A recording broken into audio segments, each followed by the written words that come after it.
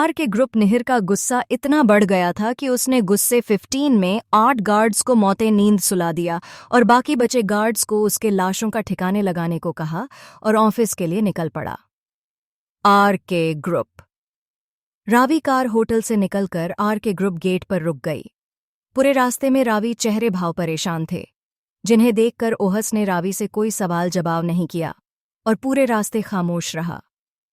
Ravi car बाहर उतर जाती है, ओहस भी जल्दी कार बाहर निकल जाता है। आर के ग्रुप ये आकाश जी कंपनी थी। ओहस रावी को लेकर कंपनी अंदर दाखिल होता है। ओहस के करियर की शुरुआत इसी कंपनी से हुई थी। आकाश के कहने पर ओहस यहां पर पूरी कंपनी हैंडल करता था। ओहस रावी एक साथ देखकर सारे एम्प्लॉइज दोनों अजीब नज़रों घूर लग जाते हैं। कुछ फीमेल एम्प्लॉइज रावी के चेहरे की खूबसूरती देखकर जल भुन रही थी, वहीं कुछ मेल स्टाफ रावी की खूबसूरती देखकर घायल हो रहे थे। ओहस ने सख्त नज़र सबको घूर के देखा। ओहस घूरने से सब लोग अपने अपने कामों पर ध्यान देने लगे गए। वही रावी कंपनी एक्सप्लोर कर रही थी। ओहस रावी से बोला, मैम इस तरफ चलिए, हमें टॉप फ्लोर पर जाना है। ओहस बात कहकर आगे बढ़ जाता है। रावी उसके पीछे पीछे चली जाती है। ओहस रावी को प्राइवेट लिफ्ट ले जाते हुए सीईओ, जो कि पहले आकाश जी का था, के केबिन में ले जाता है। केबिन के अंदर आते ही रावी सोफे पर बैठ जाती है। ओहस रावी चेहरे हालत को देखकर एक गिलास में पानी भरकर रावी सामने कर देता है। रावी भी बिना कुछ कहे उसके हाथों से पानी का ग्लास पीकर एक घूंट में ही पानी का ग्लास खाली कर देती है, जिसे देखकर ओहस फिक्र करते हुए बोला, मैम आयु ओके ना, आपको और पानी पीना है। पानी पीकर रावी थोड़ी रिलैक्स महसूस करने लगी, जिसके बाद वो ओहस की तरफ देखकर बोली, नहीं अब मैं ठीक हूँ and thank you so much. ओहस अगर तुम वक्त पर नहीं आते तो पता नहीं मेरा क्या हो जाता। क्या तुम मेरे लिए मेरी और हेल्प कर दोगे? रावी बात सुनकर ओहस हल्की मुस्कान से बोला, मैम मैं आपका असिस्टेंट हूँ, तो आपकी मदद करना तो मेरा पहला फर्ज बनता है। जो आप कहोगी मैं वो करूँगा, बताइए क्या काम है? ओहस करने पर रावी कुछ देर शांत हुई और फिर बोली, मुझे निहिर अग्निहोत्री के बारे में सारी इन्फॉर्मेशन चाहिए। उसकी फैमिली से लेकर उसके बिजनेस तक सारी इन्फॉर्मेशन मुझे आज की आज ही किसी हाल में चाहिए। रावी के मुंह से नहीं, अग्निहोत्री का नाम सुनकर नासमझी नज़रों से रावी को देखकर बोला, पर मैम आपको निहिर अग्निहोत्री के बारे में क्यों इन्फॉर्मेशन चाहिए? आपको नहीं पता वो मुंबई बट बिजनेस टाइकून है और उसने अपनी बहुत सी चीज़ें सीक्रेट रखी है ताकि कोई भी उसकी जानकारी हासिल न कर पाए। फिर तुम्हें उसकी इन्फॉर्मेशन कैसे भी करके मेरे पास लानी है? रावी उसकी बात सुनकर तपाक से बोली। रावी चेहरे पर बेचैनी भरे भाव देखकर ओहस गहरी सांस छोड़ते हुए बोला, मैम क्या आप मुझे बता सकती है कि आखिर क्या हुआ था उस होटल में और आप क्यों इस तरह से वहां भाग आई? कोई है जो आपको परेशान कर रहा है? ओहस सवाल सुनकर रावी होंठों पर खामोश छा गई। 5 साल ओहस को जाने बाद रावी को ऊपर इतना तो यकीन हो चुका था वो रावी से जुड़ी हुई बातें आकाश जी को नहीं बताएगा। रावी एक ठंडी आह भरी और बीते हुए अतीत की कड़वी यादें उसे बताने लगीं। सब कुछ सुनने के बाद ओहस को रावी के लिए पूरा महसूस होने लगा कि रावी के हंसते चहते चेहरे के पीछे असल में कितना दर्द छुपा हुआ है। ओहस के दिल में शादी के लिए जो पहले इज्जत थी उसका अतीत जाने के बाद और भी ज्यादा बढ़ चुकी थी। लेकिन निहिर जैसे पावरफुल इंसान को सोचकर ओहस थोड़ा परेशान होकर रावी से बोला, मैम आपको पता है आप जिससे लड़ने जा रहे कोई आम इंसान नहीं है, एक पावरफुल बिजनेसमैन है। हाँ भले ही हमारे पास भी पावर है, पर शायद हमसे भी कहीं ज्यादा पावर उसके हाथों में है। उसका इस दुनिया में अलग ही रुतबा है। पुलिस पॉलिटिशियन को अपने जेब में रखने वाला इंसान है। मुझे तो अब डर लग रहा है कि इतना सब हो जाने के बाद वह इंसान शांत बैठने वाला नहीं है, क्योंकि मैंने बिजनेस की दुनिया में उसके बिहेवियर के बारे बहुत बार सुना है कि वह बहुत ज्यादा गुस्सैल, अकुड़ू, घमंडी, संडू इंसान है। रावी ओहस बात सुनकर हल्के इरिटेशन में बोली, मुझे उससे कोई फर्क नहीं पड़ता ओहस वो क्या है और क्या नहीं, पर इस बार मैं उससे इतनी आसानी से छोड़ने वाली नहीं हूं। मुझे पता है यह सब होने के बाद इंसान के भेस बैठा दरिंदा कभी शांत नहीं बैठेगा। वह की टेस्ट आसान हो, वह कुछ ना कुछ तो प्लानिंग जरूर करेगा। इसलिए मैं चाहती हूं तुम मुझे उसकी सारी जानकारी मुझे लाकर दो, ताकि मैं उसके जाल में फंसने से पहले उसको उसी के जाल में उसी को फंसा दूं। ये सब कहते वक्त रावी चेहरे पर एक अलग ही चमक थी। यह चेहरे की चमक देखकर कोई भी कह सकता था कि रावी भी किसी के सामने झुकने वाली है। वो अपने किए हुए हर दर्द का हिसाब उससे लेगी। इन 5 सालों में उसके सिर पर बहुत मुसीबत आए, पर रावी ने सबका डटकर सामना किया था, यहाँ तक कि आकाश जी को भी कभी भनक तक लगने नहीं थी। पहले जैसी रावी भोली भाली दिखने वाली लड़की वह अब रही नहीं थी। वह हर सिचुएशन को अच्छी तरह से हैंडल करना जान चुकी थी।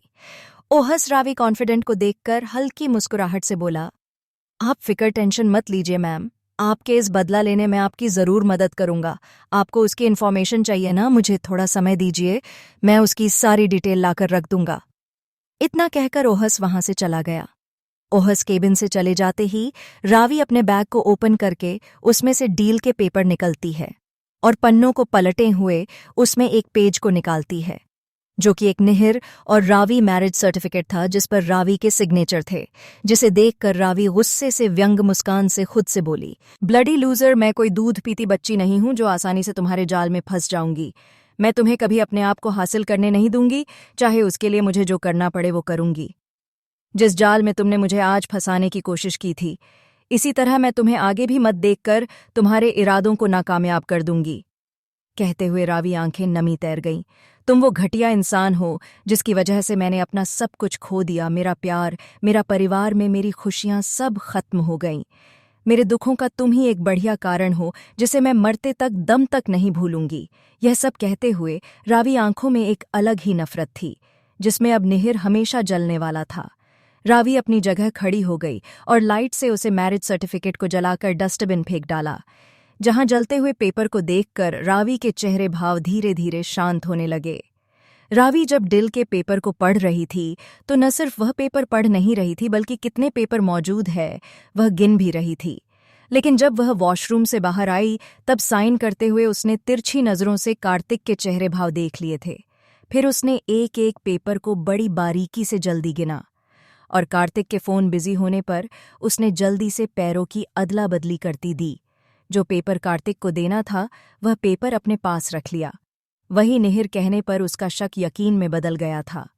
जंग अगर दोनों तरफ से हो तो कभी भी सामने वाले को कमजोर नहीं समझना चाहिए। यही गलती निहिर, यही गलती है कि वो रावी को नासमझ, बेवकूफ और कमजोर समझना है। पर से रावी ने बिजनेस की दुनिया में इन 5 सालों में काफी सारे उतार चढ़ाव देखे थे, जिसे वो भी अपने चल चलना सीख चुकी थी। दूसरी तरफ निहिर अपने केबिन में बैठा हुआ था, लेकिन उसका गुस्सा था जो अभी तक शांत नहीं हो पा रहा था। अपने गुस्से को शांत करने के लिए उसने कोट में से सिगरेट निकालकर जलाई और टाई के नोट को ढीला करते हुए होंठ से सुलगाने लगा। उस सिगरेट के धुएं से निहिर के सामने बार बार रावी साथ बिताए वो पल याद आ रहा था, जिसे याद करते हुए उसका गुस्सा और बढ़ रहा था। बहुत चालाकी से तुम यहाँ से भाग निकली हो ना मेरी भगौड़ी वाइफी। कोई बात नहीं, मेरे पास जो लीगल प्रूफ है ना, उसमें से मैं तुम्हें कहीं से भी उठाकर अपने पास ले आ सकता हूँ। फिर मैं तुम्हें बताऊंगा कि निहिर अग्निहोत्री धोखा देकर भागने का अंजाम क्या होता है। यह सब कहते हुए निहिर के चेहरे पर बहुत ज्यादा गुस्सा था। उसकी नीली आंखों में खून उतर आया था। आज पूरा का पूरा शैतान नजर आ रहा था। निहिर गुस्से से जलाई हुई सिगरेट को अपने पैरों तले रौंदा डाला और कार्तिक को फोन करके रावी के साइन मैरिज सर्टिफिकेट पेपर ले आने को कहा। कुछ देर बाद कार्तिक केबिन का डोर नॉक करते हुए अंदर दाखिल हुआ और निहिर भट्टी के जैसा लाल हो चेहरे को देखकर कार्तिक चिट्ठी पट्टी गोल हो गई। कार्तिक को निहिर सामने सांस लेने में भी दिक्कत हो रही थी। कार्तिक घबराहट में अपने मन में बोला, भाई मेरी इतनी किस्मत खराब क्यों है? क्या करूं भगवान, कैसे बताऊं इस झल्लाद को कि रावी मैडम बहुत चालाकी से हमारी चाल हम लोगों को मात देकर ओरिजिनल डील के पेपर अपने साथ ले गई। हमेशा मुझे ही क्यों अग्नि परीक्षा का सामना करना पड़ता है? कुछ भी हो जाए पर इस झल्लाद को यह सच्चाई तो बतानी पड़ेगी, नहीं तो मुझे जान से मार दे डालेगा।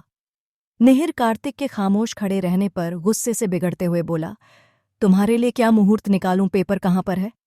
कार्तिक ने अपने पसीना पूछते हुए लड़खड़ा जुबान में निहिर से बोला, बायंस एक बहुत बड़ी प्रॉब्लम्स हुई है। कार्तिक बात सुनकर निहिर गुस्से से चिल्लाते हुए बोला, जो भी कहना है साफ साफ कहो, पहले से ही मेरा दिमाग खराब है, तुम मत खराब कर देना, वरना तुम्हें इसी केबिन के खिड़की से नीचे फेंक दूंगा। कार्तिक डर एक थूक गटकते हुए निहिर से बोला, बॉस, जिस डील पेपर में हमने मैरिज सर्टिफिकेट का पेपर छुपाए थे, शायद वो पेपर गलती से उन्हीं के पास चला गया है। यह सुनने के बाद निहिर का बचा कुचा सब्र का बांध टूट गया। उसका गुस्सा 7वें आसमान पर पहुंचा। निहिर गुस्से अपनी जगह खड़ा होकर कार्तिक तरफ आया और उसके कायनलर पकड़ते हुए खतरनाक सर्द आवाज में बोला, तुम इतनी बड़ी गलती कैसे कर सकते हो कार्तिक? क्या तुम्हें पता नहीं था वो पेपर मेरे लिए कितने इंपॉर्टेंट थे? तुम ऐसी लापरवाही कैसे कर सकते हो? क्या तुम्हें जरा सा भी डर नहीं था कि तुम्हारे इस लापरवाही कि मैं तुम्हें क्या सजा दे सकता हूं? कार्तिक डर से कांपते हुए निहिर से बोला, बायंस मैंने जब पेपर देखे तब उसमें मैरिज सर्टिफिकेट का पेपर नहीं था। पता नहीं कैसे पर मैंने अच्छे से ध्यान दिया था कि पेपर की अदला बदल ना हो। पता नहीं क्यों मुझे ऐसा लग रहा है कि रावी मैडम हम पर शक हो गया हो और उन्होंने जानबूझकर पेपर की अदला बदल की हो। निहिर ने कार्तिक कायनलर झटकते हुए गर्दन पर हाथ फेरने लगा जैसे वह अपने गुस्से को काबू करने की कोशिश कर रहा हो। निहिर गुस्से में आकर कार्तिक को जान से नहीं मार देना चाहता था, इसलिए वो आंखें बंद करके सर्द आवाज में बोला, अनी असंकहित आसिक तुम्हारी इस गलती मैं तुम्हें अपने हाथों से सजा दूं कि तुम खुद डायनक हेवन जाकर अपनी सजा मुकम्मल करोगे। कार्तिक अब पता था कि उसका क्या होने वाला है। उसने बिना कुछ कहे डायनक हेवन जाना ही ठीक समझा। जल्लाद के हाथों से मरने से अच्छा है कि वह खुद को वही जाकर अपनी सजा भुगते।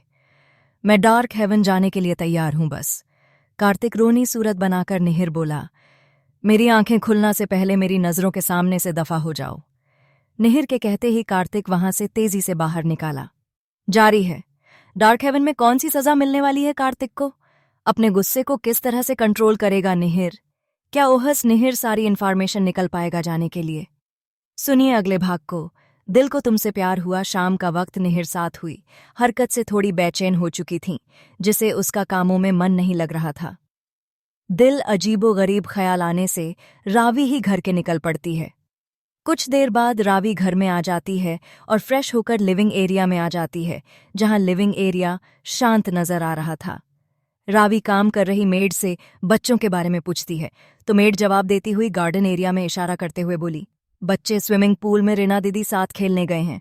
मेड बात सुनकर रावी गार्डन एरिया तरह बढ़ती है तो उसके कानों में बच्चों की हंसी टिटौली आवाज आती है, जिसे सुनकर रावी स्विमिंग पूल में आती है और देखती है तो उसने देखा ध्रुवी स्विमिंग पूल में अपने दोनों पर डालकर बैठी है और रीना ध्रुव को स्विमिंग पूल में स्विमिंग पूल कॉस्ट्यूम पहनकर स्विमिंग करना सीखा रही थीं। अपने दोनों बच्चों को खुशी से खेलते हुए देखाकर रावी आज का दिन बारे में सब कुछ भूल जाती है। ध्रुव की नज़र रावी पर जाती है, जिसे देखकर ध्रुव स्विमिंग करते हुए रावी से बोला, मोमी मैं स्विमिंग करना सीख गया, अब मैं अकेले अभी भी स्विमिंग पूल में आकर कभी स्विमिंग कर सकता हूँ। रीना ध्रुव बात सुन बोली, नहीं ध्रुव, आप हमारे यहाँ गैर हाजिर में स्विमिंग पूल नहीं आओगे। अभी तक आप ठीक से स्विमिंग करना नहीं सीखे हैं, गलती से भी आप यहाँ आकर स्विमिंग नहीं करेंगे।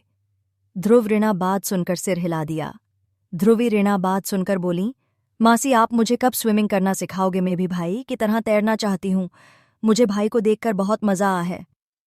रीना एक नज़र रावी की तरफ देखकर हल्के मुस्कुराने हुए बोली, बहुत जल्द मैं आपको भी की तरफ स्विमिंग करना सिखा दूंगी और मुझे ऐसा लगता है आप ध्रुव से भी जल्दी स्विमिंग करना सीख जाओगी। रावी अपनी बच्ची की दिल की बात को अच्छे समझ सकती थी, पर वह कुछ नहीं कर सकती। ध्रुव के मुकाबले ध्रुवी पानी में थोड़े देर रहने से भी बीमार पड़ जाता करती थी। ध्रुव के मुकाबले ध्रुवी की इम्यूनिटी पावर थोड़ी वीक थी। रावी उसके उनके और पास आकर बोली, चलो बच्चों, बहुत खेल लिया पानी में, चलो अब सब घर में चलो, वरना तुम लोगों को सर्दी लग जाएगी। मोमी मुझे थोड़ी देर पानी में खेलने दो ना, बस थोड़ी देर में मासी के साथ अंदर आ जाऊंगा, ध्रुव पानी में तैरते हुए बोला। ध्रुव बात सुनकर रीना रावी से बोली, दी आप टेंशन मत लीजिए, आप अंदर जाइए, मैं दोनों लेकर आती हूँ। रावी रीना को देखकर बोली, नहीं रीना, तुम भी बच्चों के साथ मिलकर बच्ची मत बनो, चलो बाहर आ जाओ, तुम्हें भी सर्दी लग जाएंगी। वही ध्रुवी का स्विमिंग पूल में पैरों को निकालें ना मन नहीं था, वही ध्रुव को और स्विमिंग करने का मन था। ध्रुव ने एक बार लाचारी नजरों से अपनी मासी को रिक्वेस्ट करनी चाही। रीना को ध्रुव को चेहरे देखकर समझ आया कि वह क्या करना चाहता है, पर उन्हें ठंड ना लगे इसलिए उसने उसे प्यार से ध्रुव को समझाते हुए कहा, ध्रुव हम कल फिर से स्विमिंग पूल में आकर स्विमिंग सीखेंगे, अब घर चलते हैं। रावी ने दोनों बच्चों को उसके कमरे ले आती है और दोनों गर्म पानी से नहलाया, कपड़े पहनाकर कमरे में लाती है। वहीं राश भी, जो बाहर किसी काम से गया था, वो घर के अंदर आते हुए रावी को जोर से चिल्लाकर बुलाता है, दीदी दी, कहाँ वो, आप नीचे आओ ना। ऋषभ तेज आवाज सुनकर रावी बच्चों के साथ कमरे बाहर निकल आती है, जहां रावी ऊपर के फ्लोर से ऋषभ को लिविंग एरिया में देखती है। ऋषभ रावी को देखकर खुशी उछलते हुए बोला, दी वहां क्यों खड़ी, नीचे आइए जल्दी। रावी ऋषभ के कहने जल्दी नीचे आते हुए बोली, क्या हुआ है ऋषभ, तुम इतने खुश क्यों हो। रावी नीचे आती ही ऋषभ रावी को कमर पकड़ डांस करते हुए बोला, दी मैं आज आपको बता नहीं सकता मैं कितना खुश हूं। और उसे एक हाथ से गोल गोल घुमा रहा था। रावी को समझ आ रहा था कि वह आज बहुत खुश हैं। पर ऐसा क्या हुआ है, वह इतना ज्यादा खुश होकर उसके साथ डांस कर रहा है। उसके चिल्लाने से रीना भी नीचे आकर देखने लगी कि कौन है जो इतना ज्यादा गला फाड़ के चला रहा था। जब उसने नीचे देखा, रावी को पकड़कर डांस कर रहा था। उसे समझ नहीं आ रहा था कि आज ऋषभ को क्या हुआ है।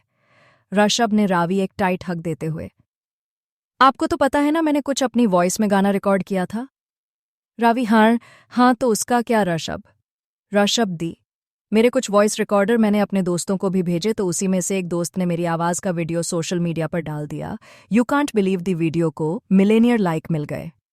उसी में किसी ने मेरा वॉइस एक डायरेक्टर को भी भेजा था, तो उस डायरेक्टर का मुझे अभी कॉल आया था। वह कह रहा था, उसने मेरी जब वॉइस सुनी तो डायरेक्टर चाहता है कि उनके नई एल्बम के लिए एक गाना गाओ।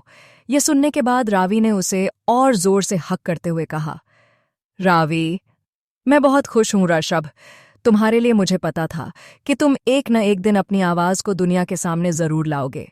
मुझे यकीन था कि तुम्हारी वॉइस सुनने के बाद कोई भी डायरेक्टर तुम्हें अपने एल्बम गाना जाने को जरूर मौका मिलेगा।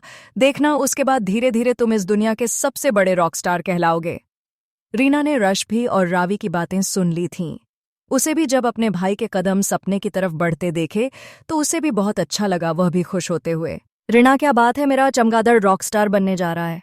अच्छा है, रीना उसकी खिंचाई करते हुए, चल कोई बात नहीं। कांग्रेचुलेशन चमगादड़, मुझे लगा नहीं था तेरा बेसुरा आवाज किसी को पसंद आएगा, फिर कांग्रेचुलेशन।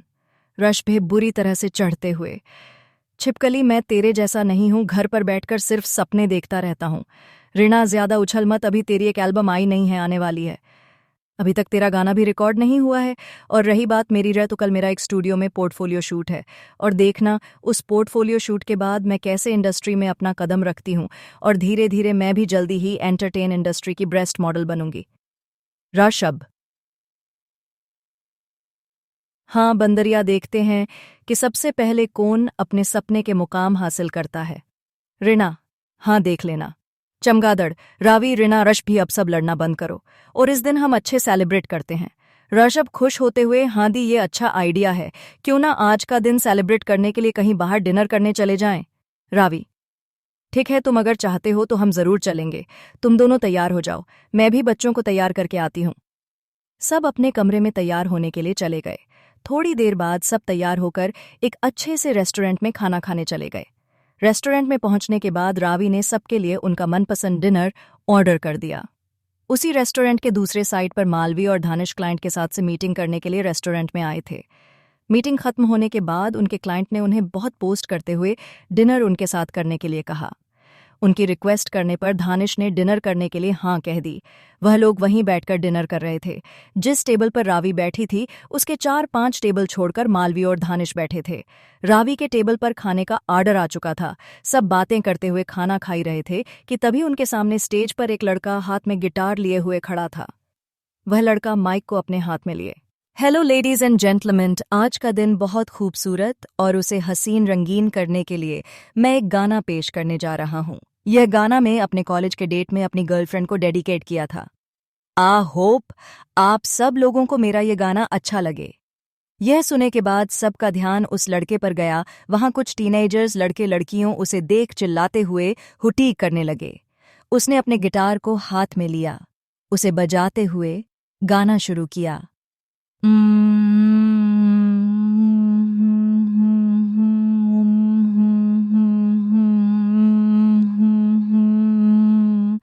उसने गिटार के तारों को खींचते हुए गाना शुरू किया।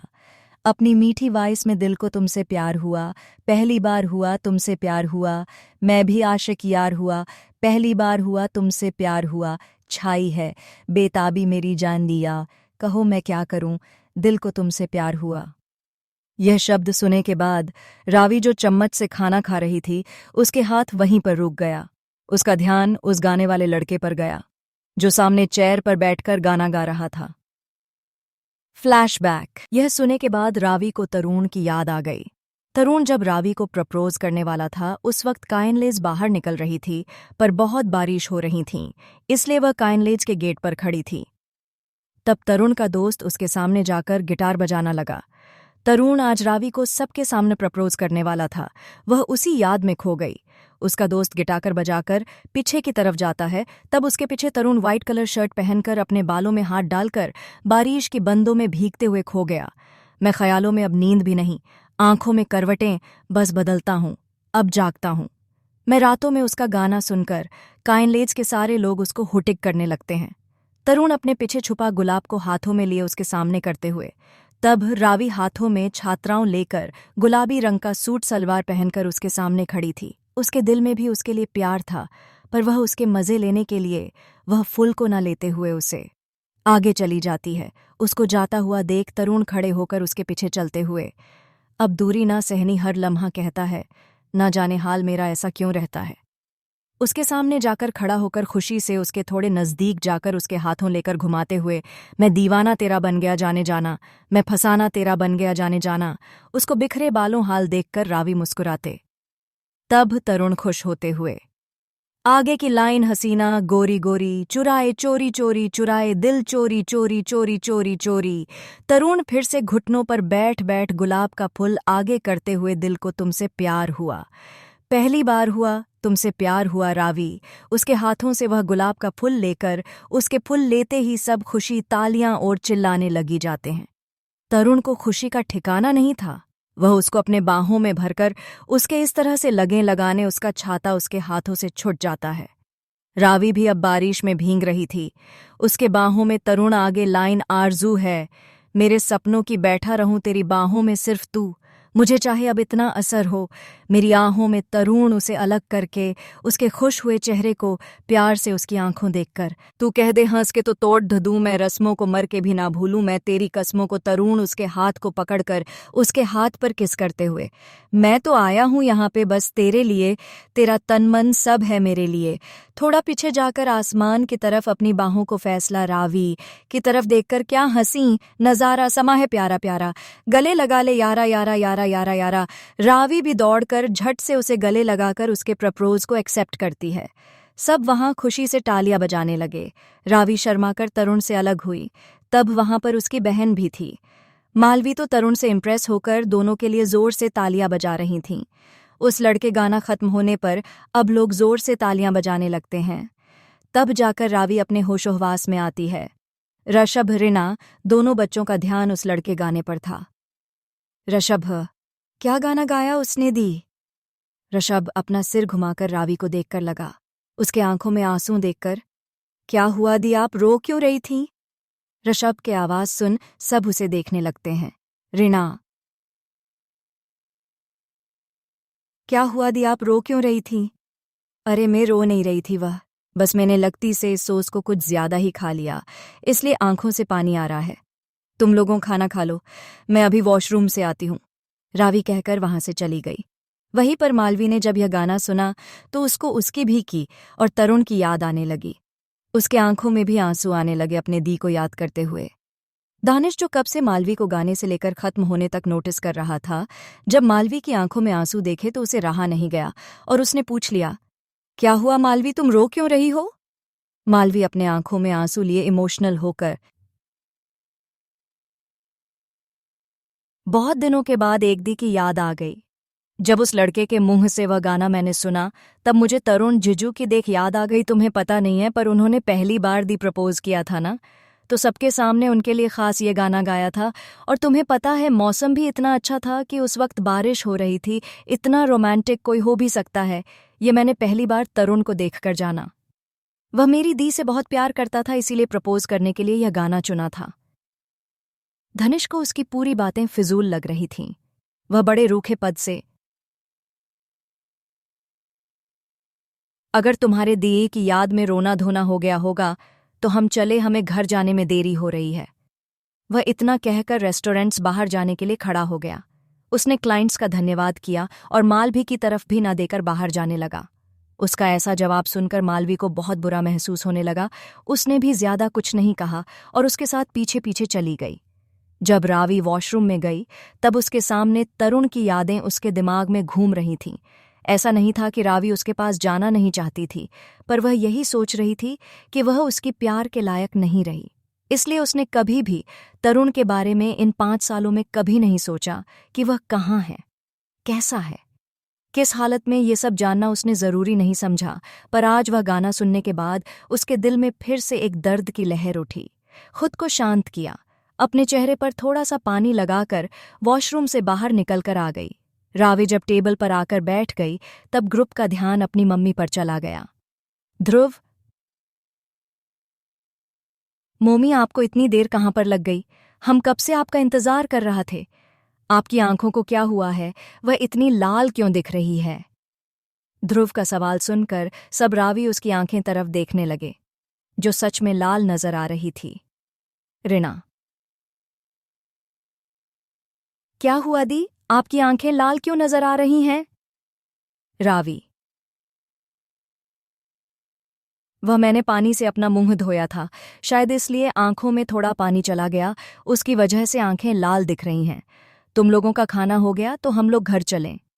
सबका डिनर लगभग हो चुका था। सब लोग रेस्टोरेंट से निकलकर बाहर की तरफ जाने लगे। अर्शभ ने पहले से ही ड्राइवर को गाड़ी निकालने को कह दिया था। सब लोग गाड़ी में बैठकर अपने घर की तरफ जाने लगे। जारी है, आखिरी बार तुम्हें मौका दे रहा हूं।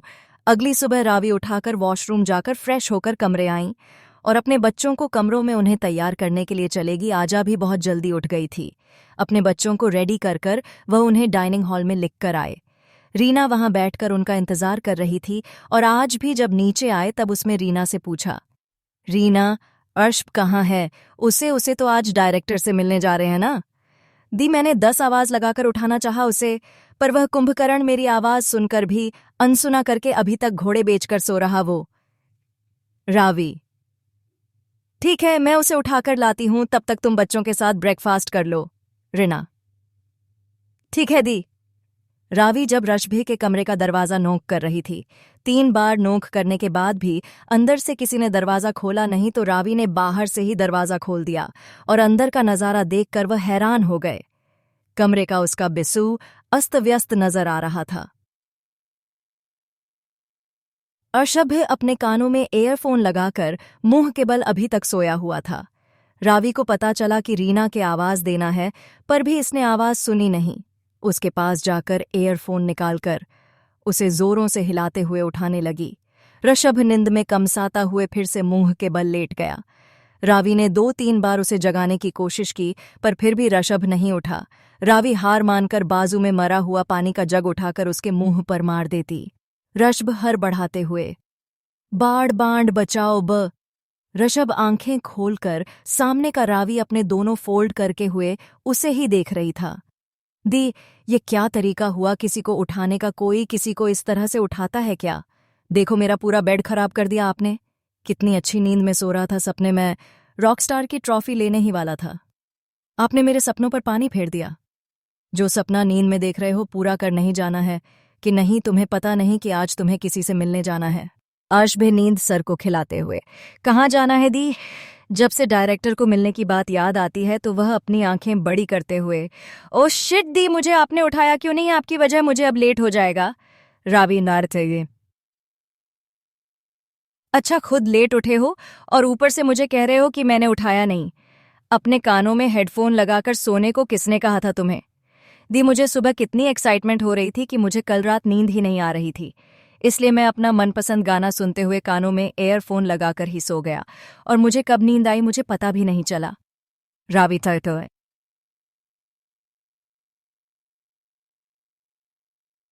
अच्छा, वह सब छोड़ो, जल्दी फ्रेश होकर नीचे आ जाओ। हम सब लोग तेरा ब्रेकफास्ट टेबल पर इंतजार कर रहे हैं। रावी के कमरे से बाहर जाते ही अर्श भी तूफान की तरह अपने बाथरूम में घुस गया। रावी अपनी टेबल पर आ गई, तब रीना ने उसकी तरफ देखकर, रीना, क्या हुआ दी? वह कुंभकर्ण उठ गया कि नहीं, अभी तक घोड़े बेचकर सो रहा है। रावी, हाँ अभी उठ गया है, थोड़ी देर में फ्रेश होकर आ जाएगा, तुम लोग तक सब ब्रेकफास्ट करो। रीना से तासी, मेरा ब्रेकफास्ट हो गया, मुझे लेट हो रहा है, जाने के लिए मैं निकल रही हूँ, बाय। रीना अपना ब्रेकफास्ट खत्म करके बच्चों को बाय बोलकर अपने पोर्टफोलियो शूट के लिए निकल गई। उसके जाते ही 5 मिनट बाद आर्श भी दौड़ते हुए टेबल पर बैठ जाता है। ध्रुवी दूध का एक सिप लेते हुए ऋषभ की हालत देखकर ध्रुवी हंसते हुए, मामू क्या आप ठीक से नहाए नहीं? क्या आपके कानों में अभी भी साबुन का झांक लगा हुआ है? रावी और ध्रुव ने जब ऋषभ की तरफ देखा तो उसके कानों में अभी भी साबुन का झाग लगा हुआ था। ध्रुव का संदेह आए,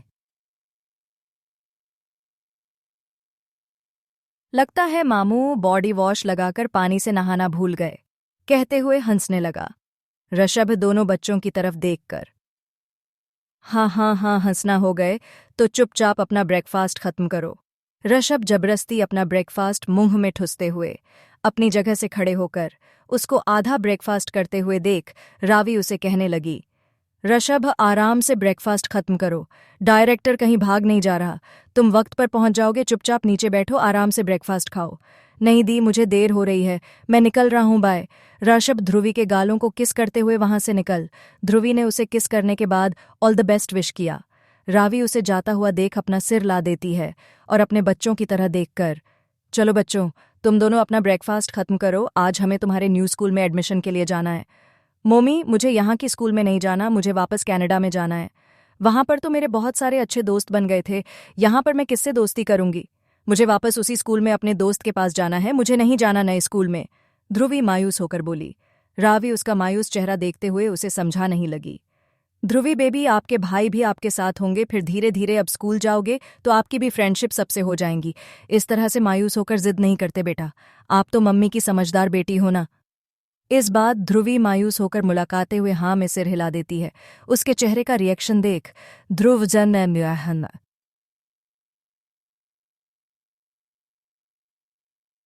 मोमी आप ध्रुवी की टेंशन मत लो, मैं हूं उसके साथ। आप, मुझे ये बात जाननी है कि क्या वह स्कूल पहले वाले स्कूल से भी बड़ा है? ध्रुव ने एक्साइटेड होकर पूछा।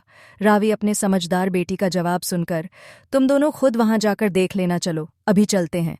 रावी अपनी बेटी की दिल की बात जानती थी कि वह जल्दी से किसी के साथ फ्रेंडशिप नहीं करती और कस किसी के साथ फ्रेंडशिप कर ली तो उससे अपने से दूर नहीं जाने देती, बस इसी बात को लेकर वह थोड़ा मायूस थी। रावी दोनों बच्चों तैयार लेकर नई स्कूल दिखाने के लिए चली गई। दोनों बच्चों का स्कूल में इंटरव्यू भी होने वाला था। थोड़ी देर बाद रावी दोनों बच्चों के लेकर कार में बैठ गई और कार नई स्कूल की तरफ बढ़ गई। 1 घंटे बाद गाड़ी एक बड़े के गेट के सामने खड़ी हुई, जिस गेट के ऊपर विल्सन हाई स्कूल नाम लिखा था। स्कूल का ग्राउंड भी बहुत बड़ा था। यह स्कूल यहाँ का जाना माना फेमस स्कूल था और यहाँ पर बड़े बड़े अमीर बिजनेसमैन, एक्ट्रेस के लोगों के बच्चे पढ़ने आया करते थे। इस स्कूल का एड्रेस रावी को ओहस नहीं दिया था। रावी दोनों बच्चों को लेकर प्रिंसिपल की केबिन में चली गई। प्रिंसिपल लेडी ने दोनों बच्चों का इंटरव्यू लिया। इंटरव्यू होने के बाद दोनों बच्चों का भी उसी स्कूल में सिलेक्शन हो गया। रावी ने सारी फॉर्म डिटेल्स फिलअप कर दी और दोनों बच्चों को ड्राइवर से घर छोड़ने के लिए कहा और रावी अपने आर.के. ग्रुप्स कंपनी के लिए चली गई। जैसे ही गाड़ी आर.के. ग्रुप के बिल्डिंग की यहाँ पर रुकी, तभी रावी का फोन बज उठा। फोन किसी अननोन नंबर से आ रहा था, इसलिए उसने ने पहले उस कॉल को इग्नोर कर दिया। 2 मिनट बाद जैसे उसी नंबर से उसे कॉल आया, फिर रावी ने बिना सोचे समझे और अपने कानों पर लगा दिया। उसके कुछ कहने से पहले ही सामने से एक कठोर आवाज आई। निहीर अपने आलीशान कुर्सी पर बैठकर अपनी कठोर वॉइस में, तो कैसी है मेरी भी 2 भगोड़े बीवी? रावी उसका आवाज सुनकर झट से पहचान गई कि आवाज इसका है। तभी सामने से आवाज आई, खुश तो होंगी ना, तुम अपने पति के चंगुल से इतनी आसानी से भाग कर गई। पर कोई बात नहीं, थोड़ी दिन की आज़ादी, मेरी जिंदगी जी लो, फिर तुम्हें मेरे पास ही आना है। फिर मैं तुम्हें बताऊंगा कि नहीं, अग्निहोत्री के चंगुल से भाग में कितनी निकलने का अंजाम क्या होता है। मेरी भगोड़ी बेबी! रावी गुस्से से दांत पीसते हुए अपनी बकवास बंद कर दीजिए, मैं कभी आपके पास नहीं आऊंगी। ना ही मैं कोई आपकी बीवी भी नहीं हूं और ना ही आप जैसे घटिया इंसान की बीवी कभी बनना पसंद करूंगी। उसका जवाब सुन निहिर गुस्से से चिल्लाते हुए, मैसेज रावी निहिर अग्निहोत्री, तुम खुद क्यों समझती हो? हाँ, मुझे धोखा देकर तुम्हें क्या लगा मैं तुम्हें चैन से जीने दूंगा? तो ऐसा बिल्कुल भी मत सोचना। मैं आखिरी बार तुम्हें मौका दे रहा हूं कि तुम 1 घंटे के अंदर मेरे पास खुद के पैरों से चलकर आ जाओ। और अगर तुम नहीं आई ना, तो फिर अपनी खुली आंखों से देखना निहिर अग्निहोत्री क्या चीज है। उसके बाद तुम्हें पता चल जाएगा। तुमने किसी से दुश्मनी मोल लेने की सोची है, फिर उसके बाद अपने परिवार की बर्बादी देखने के लिए भी तैयार रहना। ईवल स्माइल करते हुए मेरी भगोड़ी बीवी। और फिर फोन डिस्कनेक्ट कर देता है। फोन कट होने के बाद रावी अपने फोन को गुस्से से घूरती है। रावी अपने मन में समझता क्या है, खुद को अपने आप को कहीं का राजा महाराजा है जो मुझे धमकी दे रहा है। उसे लगा कि मैं उसके धमकी से डर जाऊंगी और ऐसा बिल्कुल भी नहीं है मिस्टर अग्निहोत्री। इस बार मैं आपको ईंट का जवाब तुम्हें पत्थर से ही दूंगी, फिर आपको भी पता चलेगा कि रवि राठी क्या चीज है। रावी अपने बिल्डिंग के अंदर जाकर अपनी केबिन की तरफ चली जाती है और फोन करके ओहस को अपने केबिन में आने के लिए कह देती है। थोड़ी देर बाद ओहस केबिन में आ जाता है। राखी अपनी चेयर पर बैठकर, क्या तुम्हें निहिर अग्निहोत्री सारी इन्फॉर्मेशन मिल गई? ओहस, लॉर्ड मैडम, मुझे थोड़ा वक्त दीजिए, उसकी इन्फॉर्मेशन बहुत रहता है, इसलिए निकालना बहुत मुश्किल हो रहा है मेरे लिए। पर आप फिक्र मत कीजिए, मैं जल्द से जल्द उसकी सारी इन्फॉर्मेशन आपको मैं कर दूंगा। इतना वक्त नहीं है मेरे पास ओहस, आज उसका मेरे पास कॉल आया था। पता नहीं अब उसके दिमाग में क्या प्लानिंग चल रही है, पर मुझे ऐसा लग रहा है कि शांत बिल्कुल नहीं बैठेगा, वह कुछ करने की सोच रहा है। पता नहीं इस बार वह कौन सी चाल चलने वाला है। यह तो बस शुरुआत है आरआर इंडस्ट्रीज में। कार्तिक लंगड़ाते हुए चल रहा था। उसका चेहरा भी आज मुरझा हुआ था। सारे एम्प्लॉइज उसके चेहरे की तरफ देखकर सोच में पड़ गए कि आज कार्तिक सर को क्या हुआ है। उनका चेहरा जो रोज हंसाता खिलाता रहता था, पर आज इतना क्यों मुरझाया हुआ है। वो लंगड़ाते हुए चल रहा था। उसमें से एक फीमेल मैनेजर स्टाफ कार्तिक की तरफ जाकर, गुड मॉर्निंग कार्तिक सर। क्या हुआ सर, आपका चेहरा देखकर ऐसा लग रहा कि आपकी तबीयत ठीक नहीं है। कार्तिक झुटी मुस्कान से खुद को सिंधा करते हुए, यस मिस तृष्णा, ऐसा कुछ नहीं है, मेरी तबीयत बिल्कुल ठीक, मुझे क्या हुआ है। फीमेल एम्प्लॉइज, नहीं जी कुछ हुआ नहीं तो सर आप इस तरह से लंगड़ाते हुए क्यों चल रहे हो? आपके पैरों में कोई चोट लग गई क्या? यह सुने के बाद उसे लग कल का भयानक दिन याद आ गई। डाये एन्नक हेवन के बॉडीगार्ड ने उसके पूरे शरीर पर बड़ी मजबूती से कोड़े बरसाए थे। वह तो वह सभे याद करते कार्तिक। हाँ, वह मैं कल सीढ़ियों से गिर गया था, इसलिए थोड़ी पैरों में चोट लगी है, बाकी मैं ठीक हूँ। फीमेल एम्प्लॉइज, आपको चलने में दिक्कत हो रही है तो मैं आपको हाथ देकर लिफ्ट तक छोड़ सकती हूँ सर, आइए। थैंक यू मिस तृष्णा मेरी फिक्र करने के लिए, पर इसकी कोई ज़रूरत नहीं है, मैं खुद से चला जाऊंगा। कार्तिक उसे मना करते हुए वहां लंगड़ाते हुए निहिर के पर्सनल लिफ्ट की तरफ चला गया। निहिर अपने केबिन में बैठ लैपटॉप पर काम कर रहा था। इस वक्त उसके चेहरे पर कोई भी एक्सप्रेशन नहीं था, पर उसके दिमाग में कुछ तो चल रहा था। पर उसके एक्सप्रेशन इतने कठोर थे कि उसे देखकर यह पता लगाना बहुत मुश्किल था कि आखिर उसके दिमाग में क्या प्लानिंग चल रही है। जब केबिन का डोर ओपन हुआ तो निहिर अपने नजरें लैपटॉप में गड़ाए बिना उसके तरफ देखकर अपनी कठोरा वॉइस में, कार्तिक, आधे घंटे के बाद मुझे आर के ग्रुप पूरे शेयर मार्केट में गिरते हुए दिखने चाहिए। मुझे कल की सुबह उनकी पूरे कंपनी को बर्बाद होते हुए देखना है। इस काम की नैक शुरुआत ठीक आधे घंटे के बाद होनी चाहिए। क्या तुम्हें मेरी बात समझ में आ गई? कार्तिक।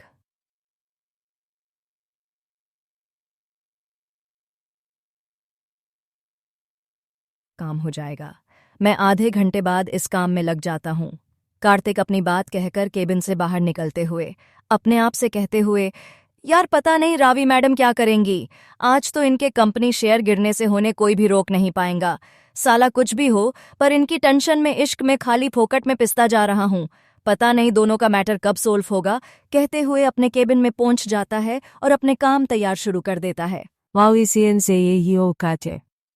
आपको मैं ये बात एक बता दूं कि निहिर ने उनके शेयर से गिरने क्यों कहा, क्योंकि वह कंपनी आरआर इंडस्ट्रीज साइन की हुई डील खुद से नहीं तोड़ सकता था। अगर उसने ऐसा किया तो उस पर लीगल आर के ग्रुप्स लीगली एक्शन लिया जाएगा। और अगर रावी के कंपनी के शेयर मार्केट में बुरी तरह से गिरते हैं तो उनके पास एक यही रीज़न मिल जाएगा उनके साथ डील तोड़ने का, जिसके बाद रावी की कंपनी खुद लीगली एक्शन उन नहीं ले पाएगी। सच में यार बहुत दिमाग वाला इंसान है निहिर, जो ज़रूरत से ज़्यादा सोचता है। वह एक पक्का बिजनेसमैन है, यह दर्शाता है। आर के ग्रुप में ओहस जब यह बात पता चली तो वह दौड़कर रावी के केबिन में आ जाता है। रावी जो ऑफिस में बैठकर फाइल को पढ़ने में बिजी थी, ओहस के अचानक दौड़कर आने से चौंक जाती है। ओहस, क्या हुआ? तुम ऐसे दौड़ते हुए क्यों आ रहे हो? मैडम, बात ही कुछ ऐसी है। पता नहीं कैसे अचानक मार्केट में हमारे शेयर तेजी से गिरते जा रहे हैं। 1 घंटे में ही हमारा 180 लाख का लॉस हुआ है। अगर ऐसी हालत ही रहा तो बहुत बड़ी मुसीबत आ जाएंगी। हमें आज के आज ही कुछ करना होगा, नहीं तो कल हमारी पूरी कंपनी लायनस होने से फिर कोई नहीं बचा सकता। ओहस की बात सुनकर रात बहुत ज्यादा टेंशन में आ जाती है। तभी रावी के फोन में आकाश जी का फोन आया आता है। रावी को पता चला कि उसके पापा को यह बात चल गई। रावी ने फोन उठाया, तभी सामने से आकाश की आवाज आई, बेटा, ये क्या हो रहा है? हमारे कंपनी के शेयर मार्केट में ऐसे कैसे गिर सकते हैं? और ये सब इतनी अचानक कैसे हो गया? मुझे कुछ समझ नहीं आ रहा है। बेटा, अगर कल तक ऐसा ही रहा तो हमारी पूरी कंपनी लायनस हो जाएगी। रावी अपने पापा परेशानी भरी आवाज सुनकर आकाश जी को शांत करते हुए, पापा आप चिंता मत कीजिए, मैं पता लगाने की कोशिश करती हूँ यह किसका काम है। आप मुझ पर भरोसा रखिए, मैं अपने कंपनी को बर्बाद होने दूंगी पापा। रावी का प्यार भरा जवाब सुन आकाश जी थोड़ी देर के लिए शांत हो जाते हैं। थोड़ी देर के लिए उन्हें राहत मिलती है क्योंकि वह रावी को अच्छे से जानते हैं कि वह कुछ ना कुछ करके प्रॉब्लम सॉल्यूशन ढूंढ लेंगे, पर फिर भी उन्हें थोड़ी सी टेंशन कभी भी हो रही थी कि रावी यह सब कैसे करेंगी, क्योंकि मुंबई में कोई उसका बिजनेस पार्टनर जान पहचान का नहीं है। वह अकेली कैसे सब कर लेंगी? बेटा, क्या तुम खुद से सब हैंडल कर लोगी कि मैं वहां पर आकर हैंडल कर लूं? पापा, आपको यहां आने की कोई जरूरत नहीं है, मैं खुद से सब कुछ संभाल लूंगी, आप फिक्र मत कीजिए, बस मुझ पर यकीन रखिए और मुझे थोड़ा टाइम दीजिए इस सिचुएशन को हैंडल करने के लिए। आकाश जी को रावी की बात सुन उसे एक मौका दिया और फोन कट कर दिया। आकाश जी का फोन कट होने के बाद रावी के चेहरे के एक्सप्रेशन एकदम सीरियस हो गए। उसे इस बात की भनक लग गई थी कि यह काम जरूर निहिर अग्निहोत्री का ही है। रावी को इस बार खुद पर ही बहुत गुस्सा आ रहा था कि उसके पापा को बिना वजह ये सब परेशानी झेलनी पड़ी रही है। रावी ने टेबल पर रखा हुआ पानी का ग्लास उठाकर एक झटके में सारा पानी खत्म कर दिया, फिर खुद को शांत किया, फिर सामने तरफ देखकर, ओहस, 15 मिनट में सारे बोर्ड मेंबर के साथ मेरी अभी मीटिंग फिक्स करो। ओहस, ओके मैडम, मैं सबके साथ आपकी मीटिंग अभी फिक्स कर देता हूँ, बोलकर रावी के केबिन में से बाहर जाता है। रावी अपने मन में अब वक्त आ गया है, उसे मदद मांगने का। अपने फोन में किसी को कॉल करती है। फोन पर बात खत्म होने के बाद रावी की आंखों में एक अलग ही चमक थी, जैसे उसको प्रॉब्लम का सल्यूशन मिल गया हो। दूसरी तरफ निहिर के केबिन बैठकर काम कर रहा था, तभी कार्तिक केबिन के अंदर आ जाता है और उसे बताता है, बॉस, अपने जैसा कहा था वैसा चल रहा है। आर के ग्रुप्स के बहुत सारे शेयर मार्केट में गिरते जा रहे हैं, शायद कल तक उनकी पूरी कंपनी लॉस हो जाएगी। कार्तिक निहिर को आज के सारे शेड्यूल बताते हुए कैबिन से बाहर चला जाता है। उसके क्या अभी से बाहर चले जाने के बाद निहित को रावी के कंपनी के हालत के बारे में सुनकर उसके चेहरे पर एक कातिलाना मुश्किल आ जाती है, जैसे उसने कोई जंग के लिए हो। निहिर शैतान मुस्कुराहट से खुद से ही कहने लगा,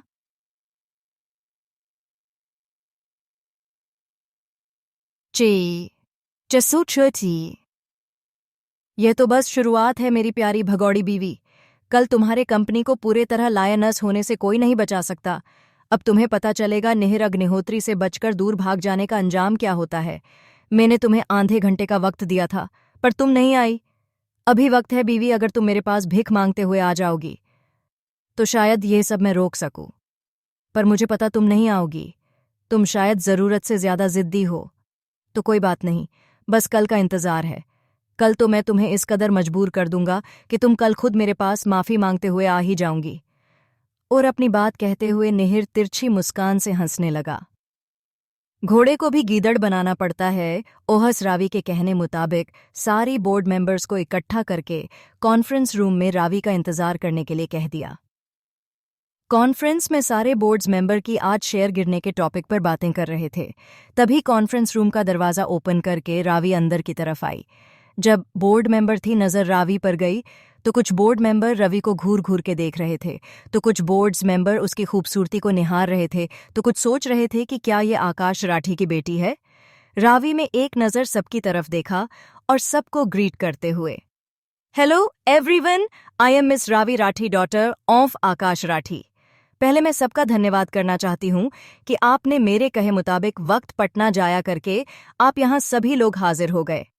आज की यह मीटिंग मेरे पापा के बिहाफ में कर रही हूँ। तो जैसा कि आप जानते हैं कि आज मार्केट में हमारे शेयर बहुत तेजी से गिर रहे हैं, तो मैं चाहती कि इस सिचुएशन में आप सभी लोग परेशान ना होकर अपने शेयर अपने पास ही रखें, ना कि हमारे किसी और कंपटीटर को अपने शेयर भेज दे। उसका जवाब सुन उनमें से एक बोर्ड मेंबर रावी की बात बीच में काटते हुए बोला, आई एम सॉरी राठी, बट शायद आप अभी तक इस कंपनी की सीईओ नहीं बनी है, तो आपको ये कहने का कोई हक नहीं है कि आप हमें ये बताएं कि इस कंपनी की शेयर हमें किसी को भेजना है या ना बेचना है। उसका जवाब सुन उनमें से एक बोर्ड मेंबर, जो शायद आकाश शादी को बहुत अच्छे से जानता था और उनका एक अच्छा दोस्त भी था, वह एक नज़र रावी की तरफ देखकर फिर उस इंसान की तरफ देखकर, मिस्टर राणे, शायद आप भूल गए हैं कि आपके सामने जो लड़की है वह शायद आने वाली फ्यूचर में हमारी कंपनी की सीईओ बन सकती है। मुझे फिलहाल ऐसा लगता है कि हम लोग मिस राठी जो कह रही हैं उसके बारे में सोचें, क्योंकि शायद हो सकता है अभी हमारे शेयर मार्केट में गिरे हैं तो कल हमारे शेयर्स की हालत फिर स्टेबल हो, तो मुझे मिस राठी का कहना ठीक लग रहा है। रवि ने जब देखा कि वह बोर्ड मेंबर रवि की बातों से सहमत हुआ है, तो बोर्ड मेंबर्स की तरफ देखकर, एब्सोल्युटली राइट मिस्टर खुराना, शायद अभी मैं इस कंपनी की सीईओ नहीं बनी हूँ, इसलिए मुझे इस कंपनी के लिए फैसले लेने का कोई हक नहीं है, पर बहुत जल्द ही मैं कंपनी की सीईओ में ही बनने वाली हूँ। फिलहाल मुझे इस बात की टेंशन है कि आप लोग अपना लॉस देखकर कंपनी के शेयर किसी और के हाथों में ना दे। प्लीज आप सब लोग अपना एक दिन का लॉस भूलकर सिर्फ इस कंपनी के बारे में सोचें। मैं मानती हूं आपका लाइनस बहुत ज्यादा हुआ है, पर मैं एक बात आपसे कहना चाहूंगी कि जितना आज अपने शेयर मार्केट में गिरे हैं, कल हमारी शेयर की कीमत शायद दुगनी हो। मिस्टर राणे रावी की तरफ देखकर, मिस्टर रावी, आप इतना यकीन के साथ कैसे कह सकते हैं कि कल तक हमारे शहर की कीमत दोगुनी हो या फिर स्टेबल हो? रावी उनकी तरफ देखकर बहुत पोलाइट ही जवाब देते हुए, मिस्टर राणे, मैं आपको कोई यकीन नहीं दे रही हूं, पर शायद आप ये बात अच्छे से जानते हैं कि इतने सालों में हमारे कंपनी के शेयर मार्केट में कभी गिरे नहीं हैं। जो कुछ भी हुआ है वह अचानक से हुआ है। तभी मिस्टर खुराना रावी की साइट लेते हुए, yes miss Rathi, you are right, हमने अपनी कंपनी के शेयर कभी भी मार्केट में गिरते हुए नहीं देखकर आज ही शायद पहली बार हुआ है, तो हमें फिलहाल के लिए हमारे बारे में ना सोचकर एक बार कंपनी के बारे में सोचना चाहिए। मैं मिस राठी जी से सहमत हूँ। तभी फिर से बोर्ड मेंबर में आपस में बातें शुरू होने लगती है। कुछ लोग रावी के फैसले के खिलाफ थे तो कुछ लोग रावी के बातों से सहमत हैं, और 2 घंटे बाद ऐसे ही लिखना चली रही। फिर बाद में रावी ने अपने बातों से सारे पोस्ट मेंबर को अपनी तरफ आखिर कर ही लिया। मीटिंग खत्म होते होते शाम के 6 बज गए। रवि सारे बोर्ड मेंबर्स का शुक्रिया अदा करते हुए कॉन्फ्रेंस रूम से बाहर चली गई। इस वक्त उसके चेहरे पर साफ साफ थकावट दिख रही थी कि उसे अपनी बात कहने के लिए कितने पापड़ बेलने पड़े थे। रावी जब अपने केबिन में आई तब उसका फोन बज उठा। फोन स्क्रीन पर एक नाम शोर हो रहा था, जिसे देखकर रखो रावी की आंखों में चमक आए। उसने झट से फोन उठाकर अपने कानों में लगाया। तब सामने से कुछ बातें हुईं और 10 मिनट के बाद रावी ने फोन कट कर दिया। रावी ने ओहस को अपने केबिन में बुलाया और बड़े शांत भाव से, मैं आज किसी के साथ कॉफी डेट पर जा रहे हैं, पर मैं चाहती हूं कि तुम भी उस कॉफी डेट में मेरे साथ चलो। उसकी बातें एकदम शॉकिंग लगीं। यहां पर इतनी बड़ी बात हुई है, बोर्ड मेंबर को इतना समझाना पड़ा, और मैडम आराम से किसी के साथ कॉफी डेट पर जाने की बात कर रही है। उसे कुछ समझ नहीं आ रहा था कि अचानक मैडम के चेहरे के भाव सारे कैसे ठीक हो गए। ओहस ने अपना सर झटका और रावी की तरफ देखकर, ठीक है मैडम, मैं ड्राइवर से कहकर अभी गाड़ी निकालने के लिए कह देता हूं। ओहस अपनी बात कहकर केबिन से बाहर चला जाता है। उसके जाते ही रावी अपने चेयर से खड़ी होकर केबिन में बनाए हुए वॉशरूम में जाकर फ्रेश होती है और अपने चेहरे पर हल्का सा मेकअप करके बाहर आती है। थोड़ी देर बाद रावी अपने ऑफिस के बिल्डिंग नीचे आ जाती है। उसके आते ही कार का ड्राइवर उसके सामने कार खड़ा कर देता है। बॉडीगार्ड तुरंत रावी के लिए गेट खोल देते हैं। रावी अपने साथ वह ओहस भी बैठने के लिए बोल देती है। दोनों गाड़ी में बैठने के बाद ड्राइवर कार को एक कॉफी कैनफे की तरह ले जाता है। रावी की गाड़ी जब उस नए कॉफी कैफ की तरफ रुक जाती है, रावी कार से उतर के कैनफे के अंदर चली जाती है। उसके पीछे ओहस भी चल रहा था। कैफे कॉफी बहुत लग्जरियस दिख रहा था। अंदर की सजावट काफी अट्रैक्टिव लग रही थी। रावी के आने से पहले ही वहां पर एक हैंडसम सा आदमी, जो दिखने में कुछ 35 साल का होगा, उसका इंतजार कर रहा था। उसने भी इस वक्त बिजनेस सूट पहन रखा था। अभी की नज़र जब उस इंसान पर गई तो उसके चेहरे पर एक अलग ही चमक आई। उसकी तरफ अपने कदम बढ़ाने लगी। उस इंसान के सामने जाकर खड़ी हो गया। जब उस इंसान को अपने आसपास किसी का एहसास हुआ तो उसने अपनी नज़रें ऊपर करके देखा तो सामने का रावी का खूबसूरत चेहरा उस इंसान को दिखा। वह मुस्कुराते हुए अपनी जगह से खड़े होते हुए, हेलो मिस राठी, कैसी है आप? बहुत दिन के सॉरी बहुत साल के बाद हमारी मुलाकात अब से हुई है। अभी भी उस इंसान से हाथ मिलाते हुए, अमेसा आसाय है। यस मिस्टर बख्शी, बहुत साल के बाद आपसे दूसरी मुलाकात हुई है। ओहस जब उस इंसान को देखा तो उसकी आंखें हैरानी से बड़ी हो गईं, क्योंकि वह उस इंसान को अच्छे से जानता है। इस बात में सोच में पड़ गया कि आखिरकार रावी मैडम के दिमाग में चल क्या रहा है। इंसान की जब नज़र उस पर पड़ी तो वह एक नज़र उसको देखकर फिर आप ही की तरफ देखकर कहने लगा, मुझे नहीं पता था कि आप अपने साथ हमेशा अपने असिस्टेंट को लेकर घूमते हो। शायद उस इंसान को ओहस का वहां मौजूद होना अच्छा नहीं लग रहा था। I am sorry mister Bakshi, वह मेरी सेफ्टी के लिए यहाँ पर मेरे साथ है। I am not wrong mister Bakshi, but आपसे बेहतर अच्छे कौन जानता होगा कि मेरी सेफ्टी के लिए हमेशा मेरे साथ हमेशा मौजूद रहता है। I hope you don't mind. उस जवाब सुनकर उस इंसान चेहरा उतर गया ने फीकी मुस्कान के साथ। Okay miss Rathi, I don't mind. आइए बैठकर बात करते हैं, उस इंसान ने टेबल की तरफ देखकर कहा। ओहस वहां पर किसी बॉडीगार्ड की तरफ रावी के पीछे खड़ा था। उस इंसान को ओहस मौजूदगी से अनकंफर्टेबल फील होने लगा। फिर भी उस इंसान ने कुछ नहीं कहा और रावी की तरफ देखकर, तो कहिए मिस राठी, में आपको हमारी किस तरह से मदद चाहिए? रावी हल्की मुस्कान के साथ, मिस्टर बख्शी, जैसा कि आप जानते हैं कि आज हमारे कंपनी के शेयर मार्केट में हमारे आज पूरी तरह से गिर गए। मैं चाहती हूं जो शेयर हमारे मार्केट में गिरे हैं वह कल सुबह तक ठीक हो जाने चाहिए, इसलिए आपको हमसे जो चाहिए वह मिल जाएगा। ठीक है मिस राठी जी, मैं कल तक आपके सारे शेयर मार्केट फिर से स्टेबल हो जाएंगे, पर आप इसके लिए हमें क्या दे सकती है? मिस्टर बख्शी, हम आपको पैसे छोड़कर और कुछ नहीं दे सकते, तो उससे ज्यादा हमसे उम्मीद ही मत कीजिएगा, रावी ने परसपाट जवाब में कहा। मिस राठी, आप शायद मुझे गलत समझ रही हो, पर मैं आपको बता देना चाहता हूं कि मैं से पहले आपके बारे में बहुत गलत सोचता था, पर जब से आपने मेरी जान बचाई, सबसे आपके प्रति मेरे दिल में आपके लिए इज्जत और बढ़ गई। इसलिए मैं आपकी मदद करने के लिए तैयार और उसके बदले आपके साथ सिर्फ एक कॉफ़ी पीना चाहता हूं। रावी ने उसे हैरान नज़रों से देखने लगी। जो इंसान हर लड़की को एक खिलौना समझता है, आज को उसके साथ एक कॉफ़ी पीने के लिए बोल रहा है, जबकि उसके लिए लड़कियां सिर्फ हवस से ज्यादा कुछ नहीं हैं। तो यह थे मिस्टर ओहम बख्शी। इन्होंने पहली बार ही रावी को कनाडा में देख लिया था। कनाडा में ये भी इनका भी अच्छा खासा बिजनेस था। उन्होंने रावी को पहली बार कनाडा में देखा था तो वह उसके प्यार में पूरी तरह से पागल हो गए थे और उन्होंने अपने पागलपंती में कई बार रावी को चोट पहुंचाने की भी कोशिश की थी। एक दो बार उन्होंने रावी की किडनैपिंग करने के बारे में भी सोचा। उन्होंने अपने काम को अंजाम देने के लिए अपने कुछ बॉडीगार्ड्स को रावी को उठाने के लिए भेजे थे, पर उनका यह प्लान फेल हो गया क्योंकि रावी हमेशा बॉडीगार्ड से गहरी रहती थी। इसलिए उन्होंने एक प्लान बनाकर डील के सिलसिले में रावी को अपने जाल में फंसाने की कोशिश की। जब उसके सामने आई थी तब ओहम बख्शी अपने खुद के औकात पर आ गया था। रावी तब अपने साथ कोई बॉडीगार्ड्स लेकर नहीं आई थी सिवाय छोड़ के ओहस को। ओहस ने उनके सारे बॉडीगार्ड को कुत्ते की पीटा था। रावी ने पहली बार ओहस का टैलेंट देखा था। उसे ये बात समझ में गई कि उसके पापा ने जो ओहस के काबिल के बारे में बताया था वह सच है। ओहस ने सामने बैठे उम्र बख्शी को भी कुत्ते की तरह पीटा था, इसलिए उसे देखकर थोड़ा अनकंफर्टेबल फील कर रहा था। ओहस सुन के सारे बॉडीगार्ड्स पर हावी हो गया था।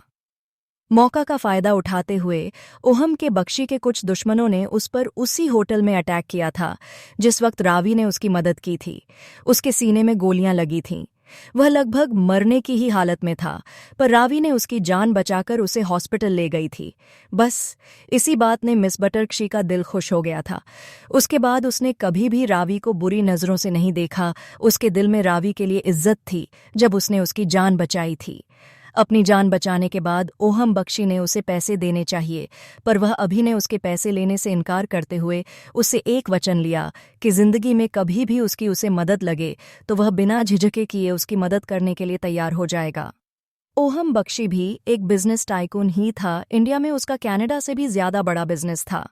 इसी बात को लेकर रावी ने उसको याद करके फोन किया था। रावी ज्यादा कुछ नहीं कहा और तीनों के लिए कॉफ ऑर्डर की। रावी ने इशारों से ओहस अपने साथ बैठने को कहा। तीनों ने कॉपी के पीने के बाद रावी उसे देखकर कहा, अब तो मैंने आपकी फरमाइश पूरी कर दी, तो आप मेरा काम कब करोगे? अगली सुबह आपको रिजल्ट मिल जाएगा मिस राठी, कहकर वह चुप हो गया। रावी अपनी बात करके बिना देखे वहां से उठ खड़ी हुई और बाहर की तरफ जाने लगे। कॉस्पी उसके पीछे पीछे आने लगा।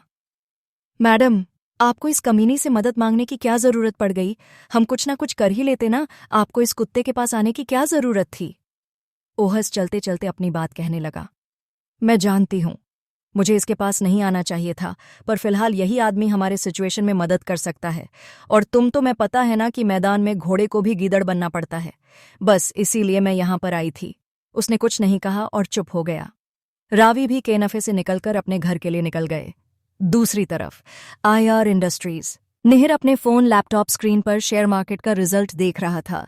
उसने देखा कि रावी कंपनी के 80% शेयर गिर चुके थे। बस 20% शेयर कर गिरने बाकी थे, जिसके बाद उनकी कंपनी को तबाह होने से कोई नहीं रोक सकता था। निहिर ने अपने लैपटॉप क्यों बंद किया? अपनी जैसे खड़ा होकर अपनी जेब में से एक शिकारी का सिगारेट का पैकेट ओपन किया और उसमें से एक सिगरेट निकालकर सामने बड़े सिर्फ शीशे की तरफ खड़ा हुआ। उसने एक सिगरेट जलाकर अपने होठों को सुनते हुए खुद से कहा, मेरी प्यारी भोगोड़ी बीवी, तुम क्यों इतनी जिद्दी हो? क्यों खुद नहीं आती मेरे पास झुकते हुए? मुझे वह लोग बिल्कुल भी पसंद नहीं, जंग में मेरी बराबर करें, और तुम उस लायक भी नहीं हो कि तुम मेरी बराबर कर सको। फिर भी पता नहीं क्यों तुम्हारे अंदर कौन सा और कॉन्फिडेंस आ जाता है, हमेशा मेरे साथ बराबरी करने के लिए खड़ी हो जाती हो। पर कोई बात नहीं मेरी बीवी, कल के दिन बाद तुम्हारा सारा घमंड उतर जाएगा और फिर मैं कुछ ऐसा करूंगा कि तुम रोते हुए तड़पते हुए मेरे पास आओगी मेरी प्यारी बीवी। नहीं, शैतानों जैसे हंसने लगा। उसने उस जलते हुए सिगरेट को फर्श पर पटक दिया और अपने पैरों से मसलने लगा। तभी केबिन का डोर नोक हुआ और कार्तिक अंदर आया। बायंस, कल सुबह क्या करना है? कार्तिक ने निहिर की तरफ देखकर सवाल किया। कल बहुत कुछ होने वाला है कार्तिक, इसके लिए तुम आज ज्यादा दिमाग मत लगाओ, आज तुम आराम करो, कल मैं तुम्हें बता दूंगा कि तुम्हें क्या करना है। कार्तिक सोच में पड़ गया कि अभी भी इस शैतान के दिमाग में कुछ न कुछ प्लानिंग चल ही रही है। इसका दिमाग शांत नहीं बैठ सकता। कार्तिक ने ओके बॉस कहा और कैबिन से बाहर चला गया। कैसी है मेरी प्यारी बारबी डॉल? रावी अपने घर में पहुंचकर सबसे पहले अपने बच्चों के कमरे में चली जाती हैं। वह देखती है दोनों बच्चे अभी भी अपने खिलौने के साथ खेल रहे थे। रावी ने दोनों बच्चों को पास बुलाया। ध्रुव, ध्रुवी, यहाँ मोमी के पास आओ। रावी अपने दोनों बाहें फैलाते हुए कहने लगे। दोनों बच्चे अपने खिलौने छोड़कर अपनी मोमी की तरफ आ जाते हैं। रावी के झट से उन्हें गले लगा लेती है। अचानक गले लगाने से दोनों बच्चे एक दूसरे को देखने लगते हैं। उन्हें यह नहीं समझ आ रहा था कि मम्मी बिना फ्रेश होकर पहले हमारे कमरे में कैसे आ गईं। रावी का ऑफिस का दिन आज बहुत हद तक था। हटेक था, जिस वजह से वह सबसे पहले अपने बच्चों को देखकर रिलीफ होना चाहिए थी। रावी उन दो बच्चों को अलग किया। दोनों बच्चों अपनी गोल मटोल आंखों से अपनी मम्मी की आंखों को देखे जा रहे थे। ध्रुवी को तो कुछ समझ नहीं थी, पर ग्रुप अपनी मम्मी की आंखों को देखकर पहचान लेता था कि वह जरूर आज परेशान है। ध्रुव रावी चेहरे को देखकर पूछा, मम्मी क्या हुआ? आप परेशान हो, थकी हुई नजर आ रही है। क्या आज ऑफिस में बहुत काम था? हाँ मम्मी, आपका चेहरा थका हुआ नजर आ रहा है, ध्रुवी ने बड़े प्यार से पूछा। रावी अपने दोनों बच्चों की को देखकर, हाँ बेटा, आज ऑफिस पर बहुत काम था, पर तुम लोगों को देखने के बाद मेरी सारी थकान छूमंतर हो गई। तुम दोनों मुझे ये बता कि कल तुम दोनों अपने नए स्कूल जाने के लिए तैयार होना। दोनों बच्चे ने अपनी गर्दन हमें हिला दे। ठीक है, तुम दोनों खेलो, मैं फ्रेश होकर आती हूं। भाभी दोनों बच्चों के कमरे से निकलकर बाहर की तरफ आ गई। तभी उसको रास्ते में एक मोड़ मिली। रावी ने उसे रोककर, राधा, क्या मैंने तुम्हें जो बच्चों के लिए सामान लाने को कहा था वह तुम लेकर आई गई? हाँ दीदी, लेकर आई हूं। अपनी जो जो मंगवाया था वह सब मिलकर आई हूं। ठीक है, फिर सारा सामान बच्चों के कमरे में रख देना। जी दीदी ने सारा सामान ध्रुव बाबा के कमरे में अभी रख देती हूं। रावी वहां से जाकर अपने कमरे में फ्रेश होने के लिए चली गई।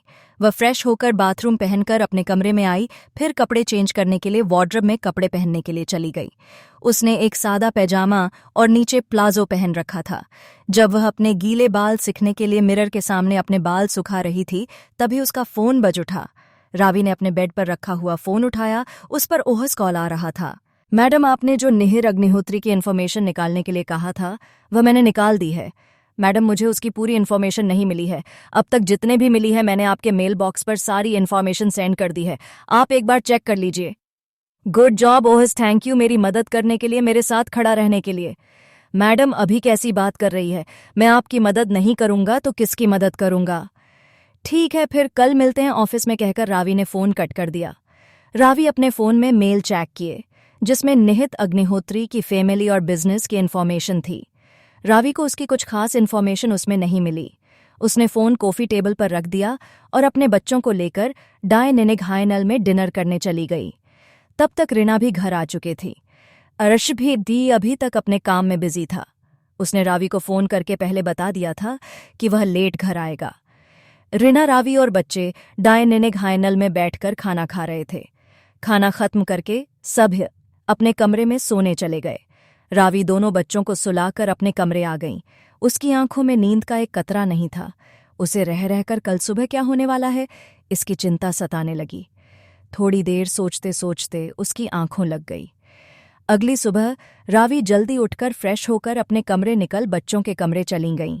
उसने कमरे का दरवाज़ा ओपन किया। देखा उसका बेटा बेड से उठ बैठा था, पर उसकी बेटी अभी तक टेढ़ी बियर, जो एक बालू था, उसे पकड़कर हो रही थी। ध्रुव ने अपने आंखों मसलते हुए सामने रावी को देखा तो, गुड मॉर्निंग मोमी। गुड मॉर्निंग बेटा। रावी उसके माथे को चूमते हुए बोली, मेरा समझदार बच्चा मेरे उठाने से पहले उठ गया। चलो पहले मैं आपको रेडी कर देती हूँ, फिर आपके बहन को उठाती हूँ। रावी मुस्कुराते हुए कहा, नो मोमी, मैं खुद से रेडी हो जाऊंगा। मैं अब छोटा बच्चा नहीं रहा हूं, अब मैं बड़ा हो गया हूं। अच्छा बच्चों, अब तुम इतने बड़े हो गए कि आपको आपकी मोमी की मदद की जरूरत नहीं है।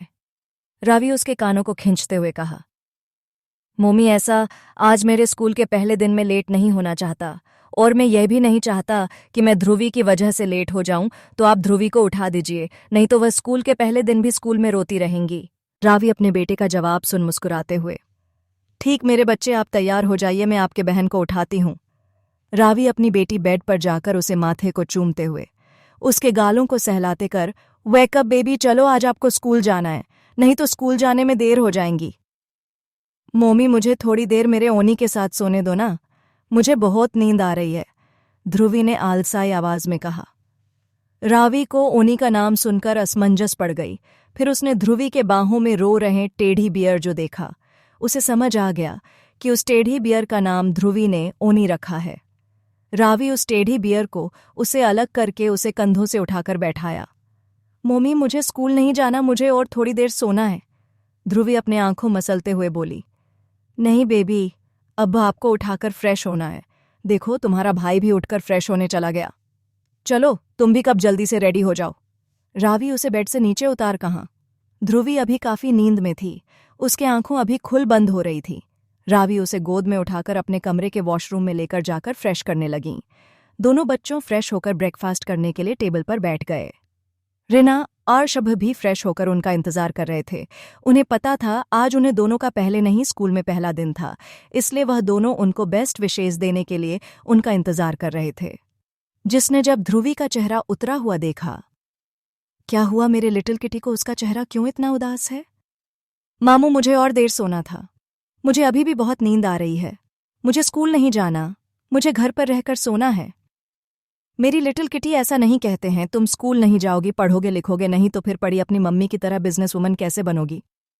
ध्रुवी नयनया, मामू, सबके लिए पढ़ना पड़ता है, पर मुझे सबसे ज्यादा सोना अच्छा लगता है। उसका जवाब समझ सबका मन कर रहा था कि बहुत ना सर पिट ले। ध्रुवी, अगर तुमने अपने मुंह से फिर सोने का नाम लिया ना तो मैं तुम्हें अकेला यहां छोड़कर स्कूल चला जाऊंगा, ध्रुव ने इरेटेड होकर कहा। ओए नेवले, मेरे किट्टी को अकेला छोड़कर मत जाइयो, उसे भी साथ लेकर जा। वह तुम्हारी छोटी बहन है ना, तो कोई अपनी छोटी बहन को अकेले छोड़कर जाता है क्या? तो मामू जरा समझा दीजिए, आपकी लाडली को पता नहीं, सुबह से जैसे उठी है तब से उसके मुंह में एक ही नौटंकी लगा रखी है। मुझे थोड़ी देर सोना है, मुझे स्कूल नहीं जाना है, ध्रुव ने गुस्से से रश्भ से कहा। रसबरी, लिटिल किटी, ऐसी जिद नहीं करते आप, स्कूल के बाद आकर जितना आपको मर्जी सोना है सो लेना। अभी आपको लेट हो रहा है तो जल्दी से अपना ब्रेकफास्ट कर लीजिए और अपनी मम्मी के साथ स्कूल चली जाएगी। ध्रुवी उदास होकर अपना ब्रेकफास्ट खत्म किया। रीना और शभ ने उसे विश किया। रावी दोनों बच्च को लेकर कार में बैठकर गई। दूसरी तरफ अग्निहोत्री हाउस में दादाजी को छोड़कर सब लोग डाइनिंग हॉल में बैठकर ब्रेकफास्ट कर रहे थे। तभी वहां पर नमित उसके असिस्टेंट के साथ घर के अंदर आया। उसके साथ आते हुए असिस्टेंट को देखकर दादी, रोनित बेटा तुम भी इसके साथ आए हो, आओ हमारे साथ आकर ब्रेकफास्ट करो। रोनित मुस्कुराते, नहीं दादी जी, मैं घर से ब्रेकफास्ट करके आया हूं। दादी ने नजरें घुमाई। नमित ताना मारते हुए, मिल गई फुर्सत तुझे यहां आने की और मेरी गुड़िया से मिलने की। दादी मेरी शूटिंग इतनी चलती है कि मुझे लेट नाइट तक वहीं रहना पड़ता है और फिलहाल के लिए मेरी एक साथ दो मूवी की शूटिंग चल रही है, इसलिए मुझे टाइम नहीं मिल रहा है। नमित का जवाब सुन दादाजी ने कुछ नहीं कहा। नमिता ने धानी को देखकर खुश होते हुए, कैसी है मेरी प्यारी बार्बी डॉल, कितने दिनों के बाद मिलना हो रहा है, कहते हुए उसके बगल बगल वाली सीट पर बैठ गया। धानी एक नज़र उसके हाथों में चॉकलेट और बहुत सारी टॉयज देख ली। अपना मुंह फूल आते मुंह फेर कर, हाँ मुझे आपसे बात नहीं करनी। आपसे तो अच्छा मेरे बड़ी है जो हमेशा मुझे वीडियो कॉल करके मुझसे बात करते हैं। अब तो मुझे मिलने भी नहीं आते, मुझे आपसे बात नहीं करनी। नमित को पता चल जाता कि धानी बहुत ज्यादा से नाराज है। होती भी क्यों नहीं, नमित उससे बहुत कम ही मिलने आया करता था। वह अपनी लाइफ में इतना बिजी था कि वह अग्निहोत्री हाउस में भी कभी कभी नजर आता था। नमित सबकी तरफ लाचारी भरी नजरों से देखा लगा। सबने उसे इशारे से धानी को मनाने के लिए कहा, नमित बेटा अब तुझे बहुत कुछ नौटंकी करनी पड़ेगी इसे मनाने के लिए। नमित अपने सर पर हाथ रखते हुए, अरे नहीं, अब मेरी इतनी सारी मेहनत वेस्ट हो गई। मैंने धानी तो नाराज है तो मुझे नहीं लगता कि वो कितने सारे टॉयज और चॉकलेट मुझसे लेगी। अब मुझे लगता है ये सारे चॉकलेट किसी और को बच्चे को देने पड़ेंगे, है ना धानिश? नमित ने एक आंख मारते हुए कहा। धानिश भाई अपने भाई का इशारा समझ गया और धानी को उसकी मदद करने के लिए, हाँ भाई, मेरी प्रिंसेस तो बहुत नाराज लग रही है, तो मुझे नहीं लगता वह आपके लाए हुए टॉयज को और चॉकलेट्स को लेगी भी। ये सुनने के बाद भी धानी ने कुछ नहीं कहा और वैसे ही चुपचाप ब्रेकफास्ट कर रही थी। उसका चेहरे का एक्सप्रेशन देखकर मालवी माँ नी जइयो नेटी माई मारेनी नए, भैया अगर धानी चॉकलेट टॉयज नहीं ले रही है तो कोई बात नहीं, आप मुझे दे दीजिए, मैं उसके सारे टॉयज और चॉकलेट उसके फ्रेंड्स को उसके हिस्से दे डालूंगी। यह सुनने के बाद धानी की एक नज़र मालवी को घूरने लगी, जैसे कह रही हो कि खबरदार मेरे चॉकलेट को किसी को दिया तो। हाँ मालवी, ठीक है, सारे टॉयज और खिलौने तुम धानी के सब फ्रेंड्स में बांट दो, ये लो। नामित उसके आगे वह चॉकलेट और खेलो ले देने लगा कि तभी, मम्मी ये सब मेरे खिलौने हैं और ये चॉकलेट पर मेरे, आप ऐसे किसी किसी को भी बांट सकते हो, धोनी ने गुस्से से कहा। उसका प्यारा गुस्सा भरा चेहरा देख दादाजी माता ने, गुड़िया तुम तो नाराज है ना अपनी नमित चाचू से, तो तुझे क्यों चाहिए चॉकलेट और टॉयज कैसे मिलेंगे? हाँ मैं नमू चाचू से नाराज हूं, पर मैंने टॉयज और चॉकलेट लेने से कब मना किया है? यह सुनकर सब हल्केपन मुस्कुराने लगे। अगर तुम्हें टॉयज और चॉकलेट चाहिए तो उसके लिए पहले मुझे एक किसी देनी पड़ेगी। नमिता अपने एक उंगली से अपने गालों को इशारा करते हुए कहा, अपनी एक आईब्रो उठाते हुए, और अगर मैं आपको किसी भी सीना दूं तो आपको खिलौने और चॉकलेट भी नहीं मिलेंगे और यह आपके सारे फ्रेंड्स में बांटे दिए जाएंगे। चाचू आप ऐसा नहीं कर सकते, ये सारे मेरे हैं और आप ये मेरे लिए ना आए हो ना, तो आप ऐसे कैसे मेरे फ्रेंड्स में बांट सकते हो?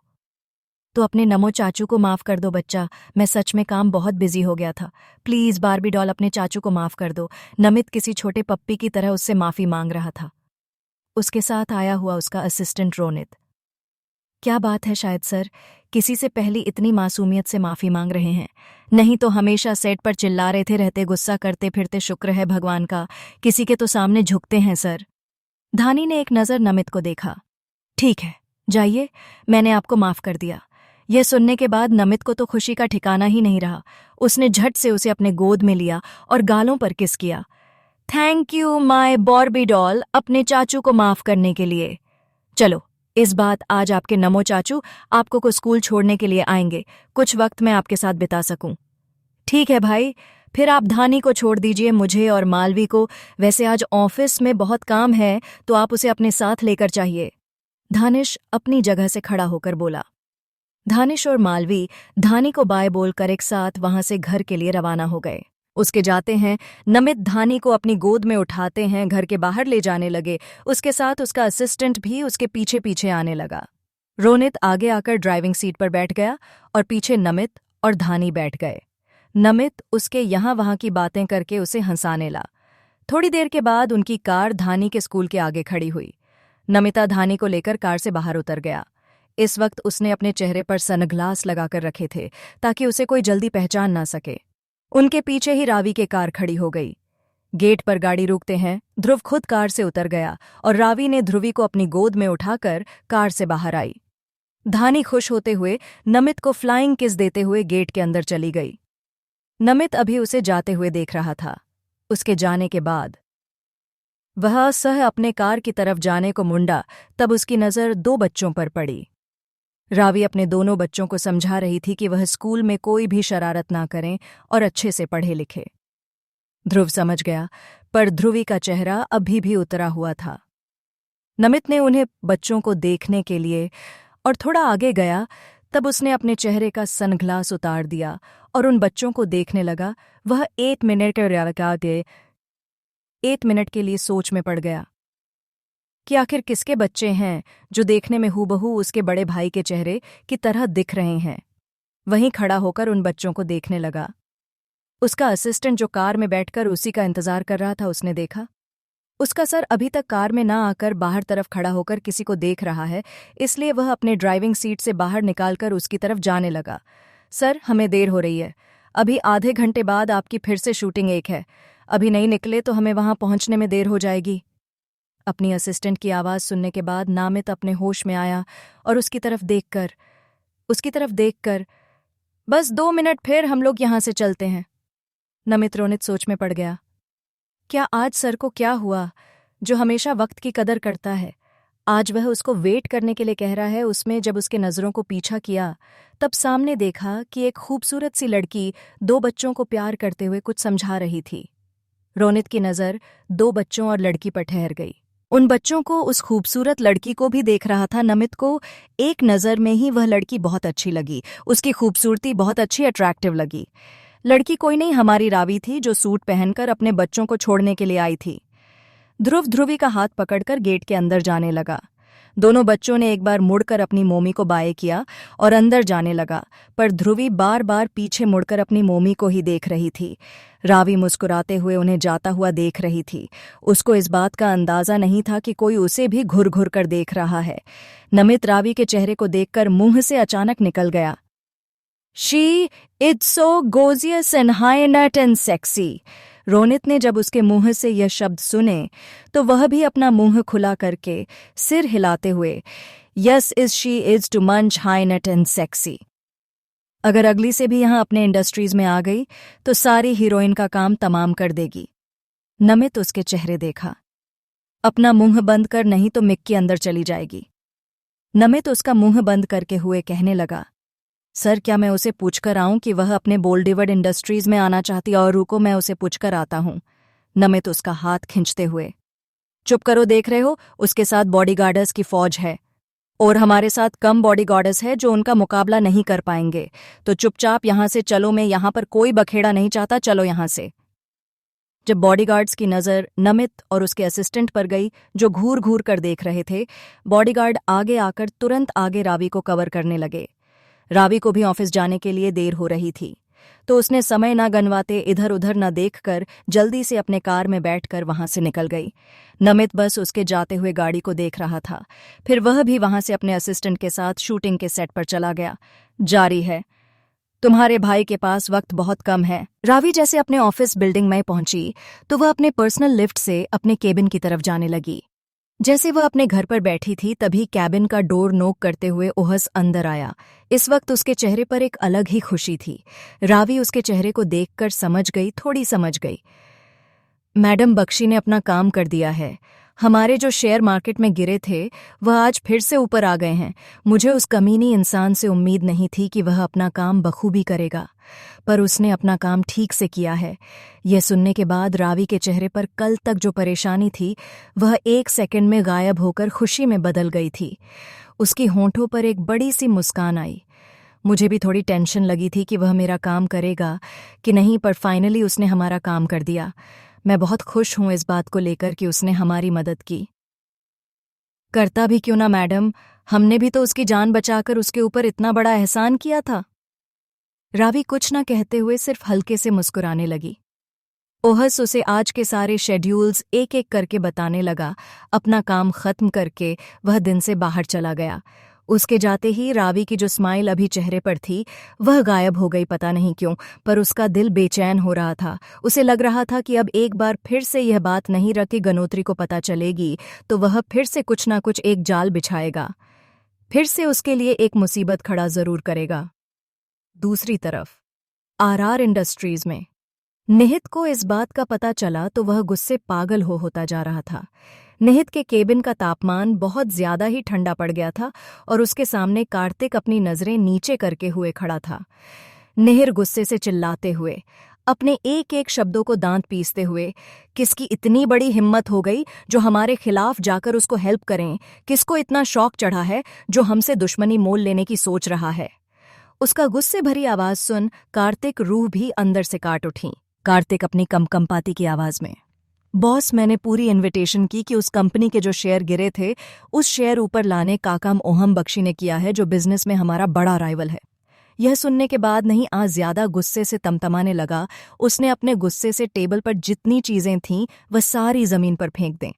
उसके बाद निहिर गुस्से कार्तिक को ऐसा कुछ कहा कि कार्तिक की हैरानी से आंखें फटी की फटी रह गईं, पर उसने ज्यादा ना देर करते हुए उसका आर्डर फॉलो किया और केबिन से बाहर चला गया। क्योंकि उसे अपनी जिंदगी से बहुत प्यार था, इसलिए उसका ऑर्डर माना उसके जिंदगी के लिए जरूरी था। निहिर जाकर अपने चेयर पर बैठ गया और वहां से साइड से ड्रावर ओपन करके मंगलसूत्र अपने हाथ में लेते हुए, तुम्हें क्या लगा बीवी कि तुम इससे किसी की मदद लेकर बच गई तो तुम्हारा पीछा मैं इतनी आसानी से छू लूंगा? तो ऐसा बिल्कुल भी मत सोचना। अब मैं वह करूंगा कि तुम खुद तुम्हारे पैरों पर दौड़ती हुए मेरे पास आओगी। इस बार तो बहुत हद कर दी। तुम्हें पता चलेगा बुके शेर के मुंह से निवाला छीना का क्या अनजान होता है। अब तुम्हें मेरे पास आना ही होगा, चाहे अपनी मर्जी से आओ या फिर जबरदस्ती से, मुझसे कोई फर्क नहीं पड़ता। ये सब कहते हुए उसके हाथों में मंगलसूत्र की पकड़ कसती जा रही थी। रावी अपनी कैबिने में बैठकर अपना काम कर रही थी, तभी वह केबिन में आया। उसके हाथों में इस वक्त एक पार्सल था। रावी ने अपने नजरें उठाकर उसके हाथों में पार्सल देखा। ये पार्सल किसका है ओहस? और तुम इसे यहां पर क्यों लेकर आए हो? पता नहीं मैडम, ये इस पर नाम भी नहीं लिखा है। ओहस उसे पार्सल को उठा करके देखने लगा। पर मैडम, सिक्योरिटी गार्ड ने मुझे फोन करके कहा कि यह स्पेशली आपके लिए आया है, आप देख लीजिए इसमें क्या है। ठीक है ओहस, तुम इसे यहां रखो, मैं बाद में देख लूंगी। ओहस ने वह पार्सल को रावी के टेबल पर रखकर के केबिन लेयर से बाहर चला गया। रावी जो अपना काम कर रही थी, उसका बार बार उस पार्सल पर ध्यान जा रहा था। वह पार्सल एक बॉक्स की तरह था जिसके ऊपर सिल्वर पेपर से सजावट की थी। आखिरकार रावी को रहा नहीं गया। उसने अपना काम छोड़कर टेबल पर रखा पार्सल को देखा, फिर अपने हाथ में लेकर खोलना शुरू किया। उसने जब उस पार्सल को खोला तो उसमें एक एंड्रॉयड फोन था जो दिखने में बिल्कुल नया लग रहा था, जैसे कि अभी अभी खरीद लिया हो। रावी को यह जानकर बड़ी हैरानी हुई कि कोई उसे एंड्रॉयड फोन क्यों देना चाहेगा, और वह कौन है जो रावी को ऐसा गिफ्ट देना चाह रहा हो। वह तो यहां पर किसी को जानती तक नहीं थी। फिर उसने ज्यादा न सोचकर फोन अपने हाथों में लिया और फोन ऑन किया तो उसमें झट से वीडियो का नोटिस फोकस या रावी ने उस नोटिफिकेशन पर क्लिक किया। तब उसमें एक वीडियो प्ले हुआ जिसे देखकर रावी के पैरों तले जमीन खिसक गई। उसके पैर पूरे ठंडे पड़ गए, उसकी सांसें तेज होने लगीं, उसे पसीने छूटने लगे, वह जरूरत से ज्यादा घबराने लगी। तभी उसके फोन स्क्रीन पर एक फोन कॉल आया। रावी ने जब अपने फोन पर वह नंबर देखा तो वह पहचान गई। ये नंबर किसका है? उसने गुस्से से फोन उठाकर अपने कानों में लगाया और कुछ कहने से पहले ही सामने से आवाज सर्द आई।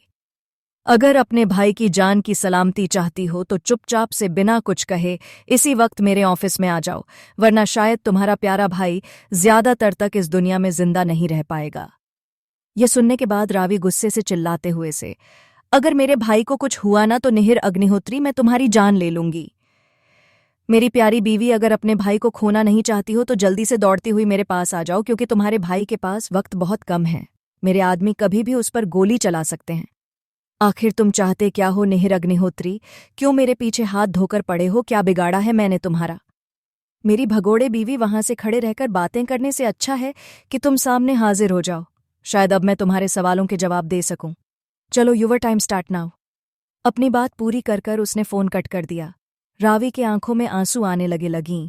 उसे कुछ समझ नहीं आ रहा था कि आखिर वह अब छोड़े क्या करें, कैसे अपने भाई की जान बचाए। उसे रश्प पर गुस्सा भी आ रहा था कि उसने अपने साथ बॉडीगार्ड्स क्यों लेकर नहीं गया। उस वीडियो में ऋषभ को एक काली अंधेरी जगह में बंद करके रखा था। वह बेहोशी की हालत में चेयर से बंधा हुआ था। उसके मुंह से खून निकलता हुआ दिख रहा था। उसके आसपास निहिर के कुछ आदमी उसके सर पर बंदूक ताने उसके खड़े थे। रावी अपने चेहरे पर हाथ फेरने लगी। उसे कुछ समझ नहीं आ रहा था। अपनी जंग में ऋषभ को कुछ हो ना जाए, यह सोचकर वह अंदर ही अंदर बहुत डर रही थीं कि वह अब क्या करें। उसने ओहस अपने केबिन में बुलाया। ओहस जैसे ही केबिन में आया, रावी के आंखों में आंसू देखकर हैरानी से उसे पूछने लगा, क्या हुआ मैडम, आप रो क्यों रही है, कुछ हुआ है क्या? रावी ने रोते हुए उसको सारी बातें और वह वीडियो दिखाया। उसने जब अपने हाथ में फोन लेकर वीडियो देखा तो उसको इतना गुस्सा आ रहा था कि वह अभी जाकर निहिर अग्निहोत्री मुंह तोड़ दे। मैडम आप परेशान मत होइए, मैं अभी कुछ करता हूं। नहीं हो तुम, अब कुछ नहीं करोगे, अब मैं जैसा कहूंगी तुम सिर्फ वैसा ही करोगी, रावी ने गुस्से से कहा। उसके बाद रावी ने उसको कुछ ऐसा कहा जिसे सुनने के बाद उसको दिमाग 1 मिनट के लिए सोच में पड़ गया कि उसको यह काम करना चाहिए या नहीं, पर फिर भी उसने सोचा कि यही एक ठीक तरीका होगा सामने वाले का उसके किए का मुंह तोड़ जवाब देने का। रावी वहां से गुस्से अपनी ऑफिस के बिल्डिंग के नीचे आई। वह खुद बिना बॉडीगार्ड्स लिए अकेले ही कार को लेकर निहिर के ऑफिस के बिल्डिंग के नीचे पहुंच गई। उसके आंखों में फिर ऋषभ का वह पिला पड़ चुका चेहरा ही नजर आ रहा था। उसने अपने कानों में ब्लूटूथ लगाया जिसे उसने अपने बालों से छुपाया रखा था। उसने अपनी आंखें से आंसू पोंछे। वह बड़ी हिम्मत करके बिल्डिंग के अंदर चली गई। वह अंदर आते ही रिसेप्शन उसे रोकने लगे। तब वहां पर कार्तिक आया और उसे ऊपर जाने को कह दिया। रावी को इतना गुस्सा आ रहा था कि उसका मन कर रहा था कि निहिर के साथ वह उसके सारे एम्प्लॉय को यहीं पर जलाकर राख कर दे। रावी गुस्से तनातनी हुए निहिर के केबिन दरवाजा जोर से खोला। निहिर अपनी चेयर पर पीठ करके शैतान की तरह मुस्कुरा रही था। निहिर बिना उसकी तरफ देखकर, हाँ बीवी माना पड़ेगा तुम्हें, बराबर 20 मिनट में कुत्ते की तरह दौड़ती हुई आई मेरे पास आ गई। निहिर अपनी हाथों बंधी हुई वाइनच को देखकर बोला। फिर अपनी चेयर घुमाकर रावी सामने देखने लगा। निहिर अपने नजरें उठाकर उसको देखा। वह बिना पलकें झपकाते उसको देखने लगा। रावी ने आज मेहरून कलर का टाई एंड अप और नीचे ब्लैक कलर जींस पहनी थी। रावी की गोरी स्किन उस शर्ट में उभर की नजर आ रही थी। उसकी फिगर परफेक्ट शेप में दिखाई दे रही थी। उसके हिरनी जैसे आंखों आंसू उसके चेहरे पर आते हुए उसकी बाल, उसके कंपाते मुलायम होंठ रावी की और ज्यादा हाय नट बना रहे थे। एक पल के लिए निहिर खूबसूरती को गया। रावी ने देखा कि वह उसे घूर रहा है और ज्यादा गुस्सा हुई। वह चिल्लाते हुए, आखिर अपने मेरी भाई को क्यों किडनैप किया है? अगर आपको मुझसे दुश्मन थी तो मुझे किडनैप कर लेते। मेरे भाई ने आपका क्या बिगाड़ा है जो आपने उसे कैद कर लिया? उसका गुस्से भरी आवाज सुनकर निहिर अपने होश में आया और अपनी चेयर से खड़ा होकर उसकी तरफ बढ़ने लगा। Shoot him. निहिर रावी का आवाज सुनकर अपने होश में आया और अपनी चेयर उठकर रावी तरफ जाने लगा। रावी ने जब देखा निहिर उसके करीब आ रहा है और थोड़ा घबराने लगी, पर उसने अपने डर को चेहरे पर लाने नहीं दिया। गुस्से उसे घुरने लगी। निहिर ने झट से अपनी हाथों रावी के कमर में पकड़ा, उसे दीवार से सटा दिया। रावी को संभालने का मौका तक नहीं मिला। रावी उसकी सीने मार रही थीं। वह पूरी कोशिश कर रही थी और बाहों से छुटने की, पर जितना वह छुटने की कोशिश करती निहिर और मजबूत से उसे अपने बाहों जकड़ा हुआ था। छोड़ो मुझे, छोड़ो, रावी उसके सीने मारते हुए बोली। निहिर उसके दोनों हाथ एक हाथ में लेकर कमर के पीछे मोड़ दिया, जिसे रावी होंठ उसके होंठों सामने हुए। दोनों सिने एक दूसरे से चिपक गईं। रावी उसके इतने करीब होने से और गुस्सा आ रहा था। रावी अपने नजरें ऊपर करके, आखिर आप चाहते क्या हैं मुझसे? क्यों मेरे भाई को किडनैप करके उसे बांध कर रखा है? रावी ने गुस्से चिल्लाते हुए कहा। निहिर की नजर उसके गुलाबी होठों पर टिकी थी। इस वक्त उसका गुस्सा कुछ समय के लिए पूरी तरह शांत हो गया था। उसने अपने एक हाथ की उंगली उसके मुलायम होठों पर रखा था। शशश बीबी, तुम्हें मैंने कितने बार कहा है मेरे सामने अपनी आवाज नीचे रखना, फिर भी तुम मानती नहीं हो। और तुम इतनी गुस्सा क्यों हो? मैंने अपने साले को सिर्फ उठवाया है, अभी तक टपकाया नहीं। यह सुने के बाद रावी अपनी पूरी ताकत लगा निहिर के पैरों पर लात मारकर उसे खुद से दूर किया। थोड़ी देर के लिए निहिर उसे दूर हुआ, पर अचानक धकेल जाने से उसका गुस्सा आने लगा। उसे जरा भी पसंद नहीं आया कि रावी उसे फिर दूर होने की कोशिश कर रही है। उसने गुस्से एक हाथ उसके कमर को खींचा और दूसरे हाथ से उसको बालों को कसकर पकड़ अपने होंठों के करीब लाकर गुस्से, क्यों हमेशा मुझसे दूर होने की कोशिश करती जब तुम जानती हो तुम सिर्फ मेरी हो, तुम्हारे जिस्म रूह पर सिर्फ एक मेरा हक है। बालों को खींचने उसे दर्द होने लगा। ना चाहते हुए उसकी आंखों में आंसू आ गए। आप होते कौन हो मेरे ऊपर हक जताने वाले? यह सुनते ही निहिर पारा हाय हो गया। उसने गुस्से उसके मुलायम होंठों पर अपने गर्म होंठ रखकर बड़ी फोर्सफुली उसे किस करने लगा। उस किस में वह अपना सारा गुस्सा उस पर उतर रहा था। रावी की बात की सजा वह उस किस में निकाल रहा था। वह उसके होंठों को चूमते हुए होठे के किनारों को काट रहा था, जिससे रावी के होंठों के किनारे से खून आने लगा। पर निहिर को कोई फर्क नहीं पड़ रहा था। वह अपना गुस्सा रावी को होंठों पर निकालते शांत कर रहा था।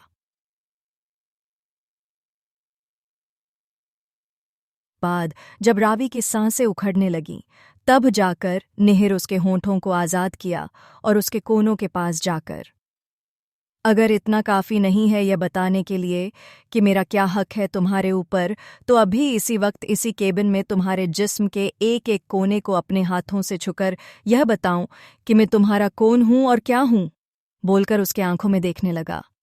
यह सुने के बाद रावी की तो सांस ही थम गई। वह उसे अब क्या बोले यह समझ नहीं आ रहा था। उसने अगर गलती से अपने मुंह से कुछ उल्टा सीधा जवाब दिया तो निहिर 1 मिनट भी नहीं गंवाया अपने हैवानियत दिखाने में। जानता हूँ बीवी, लीगली हमारी शादी नहीं हुई, पर आज हो जाएगी तो आप चुपचाप बिना वक्त गंवाए सामने रखें।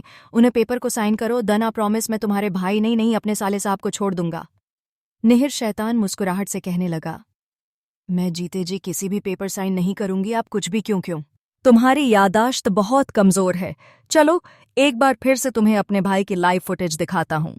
निहित उसे दूर हुआ और एक रिमोट हाथ में लेकर अपने केबिन के एलईडी टीवी पर Asif live video footage play कर दी।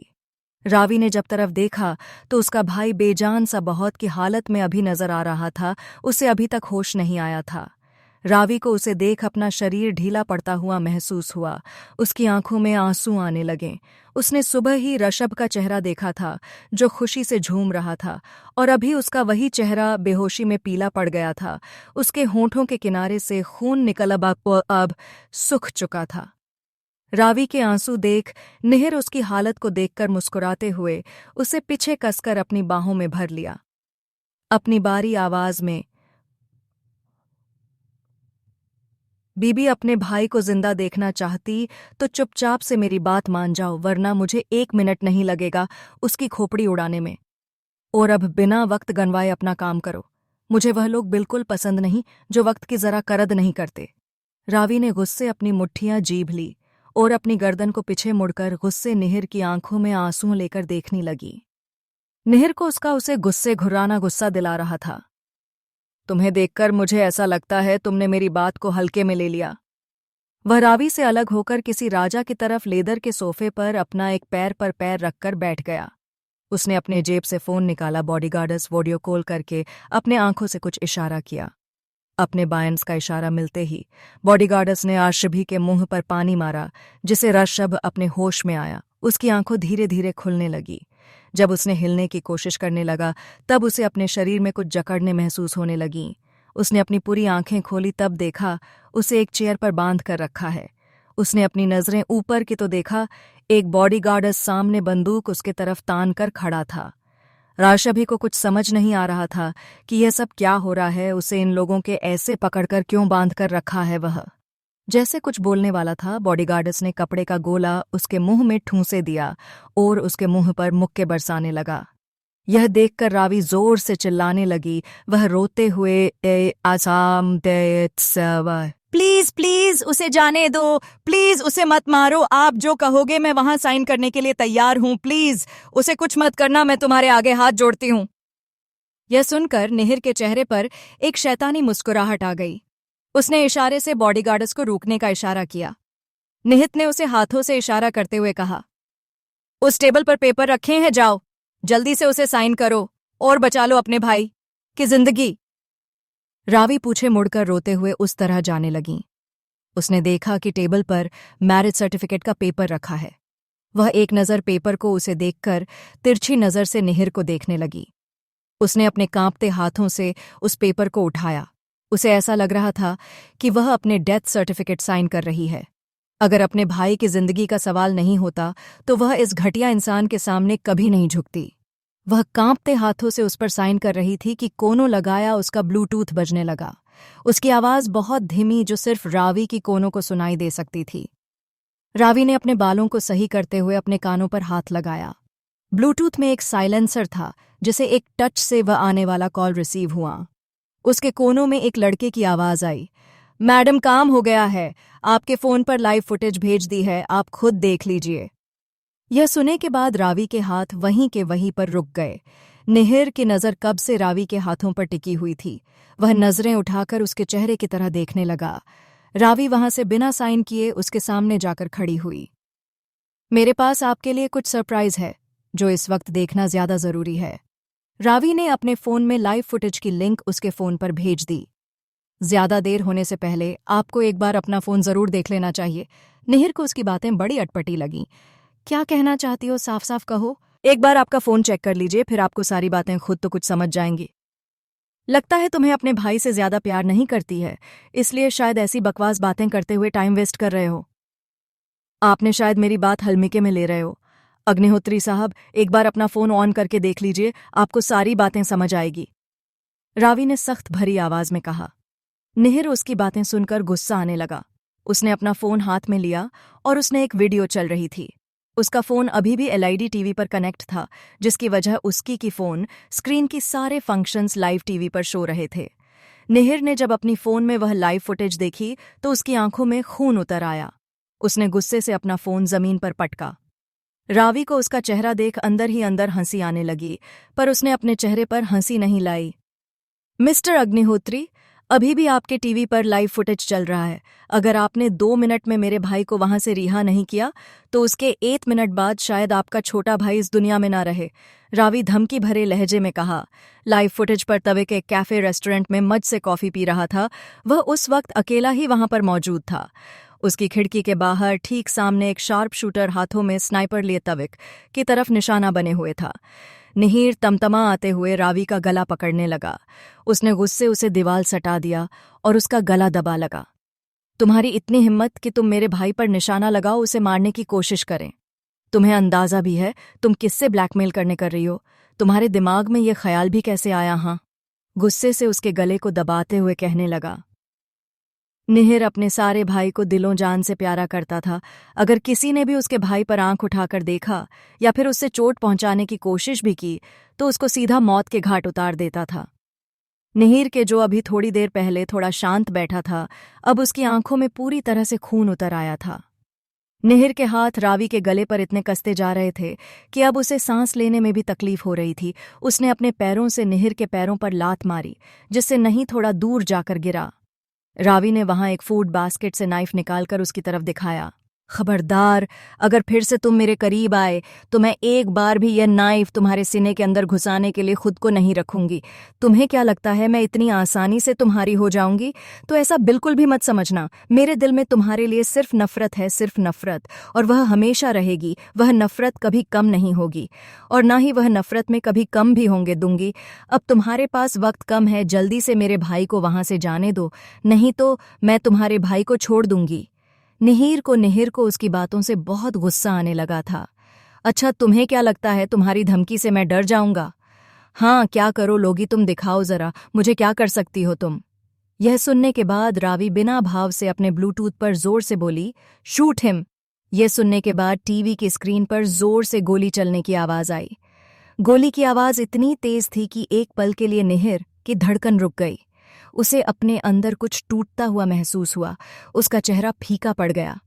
वह कितना स्ट्रांग दिखता था, पर जब बात अपने भाई पर आती थी तो सबसे ज्यादा नरम दिल उसी का ही होता था। निहिर ने घूमकर एलईडी टीवी पर देखा तो गोली तविक को छूकर उसके हाथों में पकड़े हुए कॉप पर लगी, जिससे कॉफी मग फूट गया और तविक के हाथों से भी खून निकलने लगा। मतलब साफ था कि गोली तविक के हाथों को छूकर निकल गई। निहिर अभी भी उस खून को और अपने भाई को देख रहा था।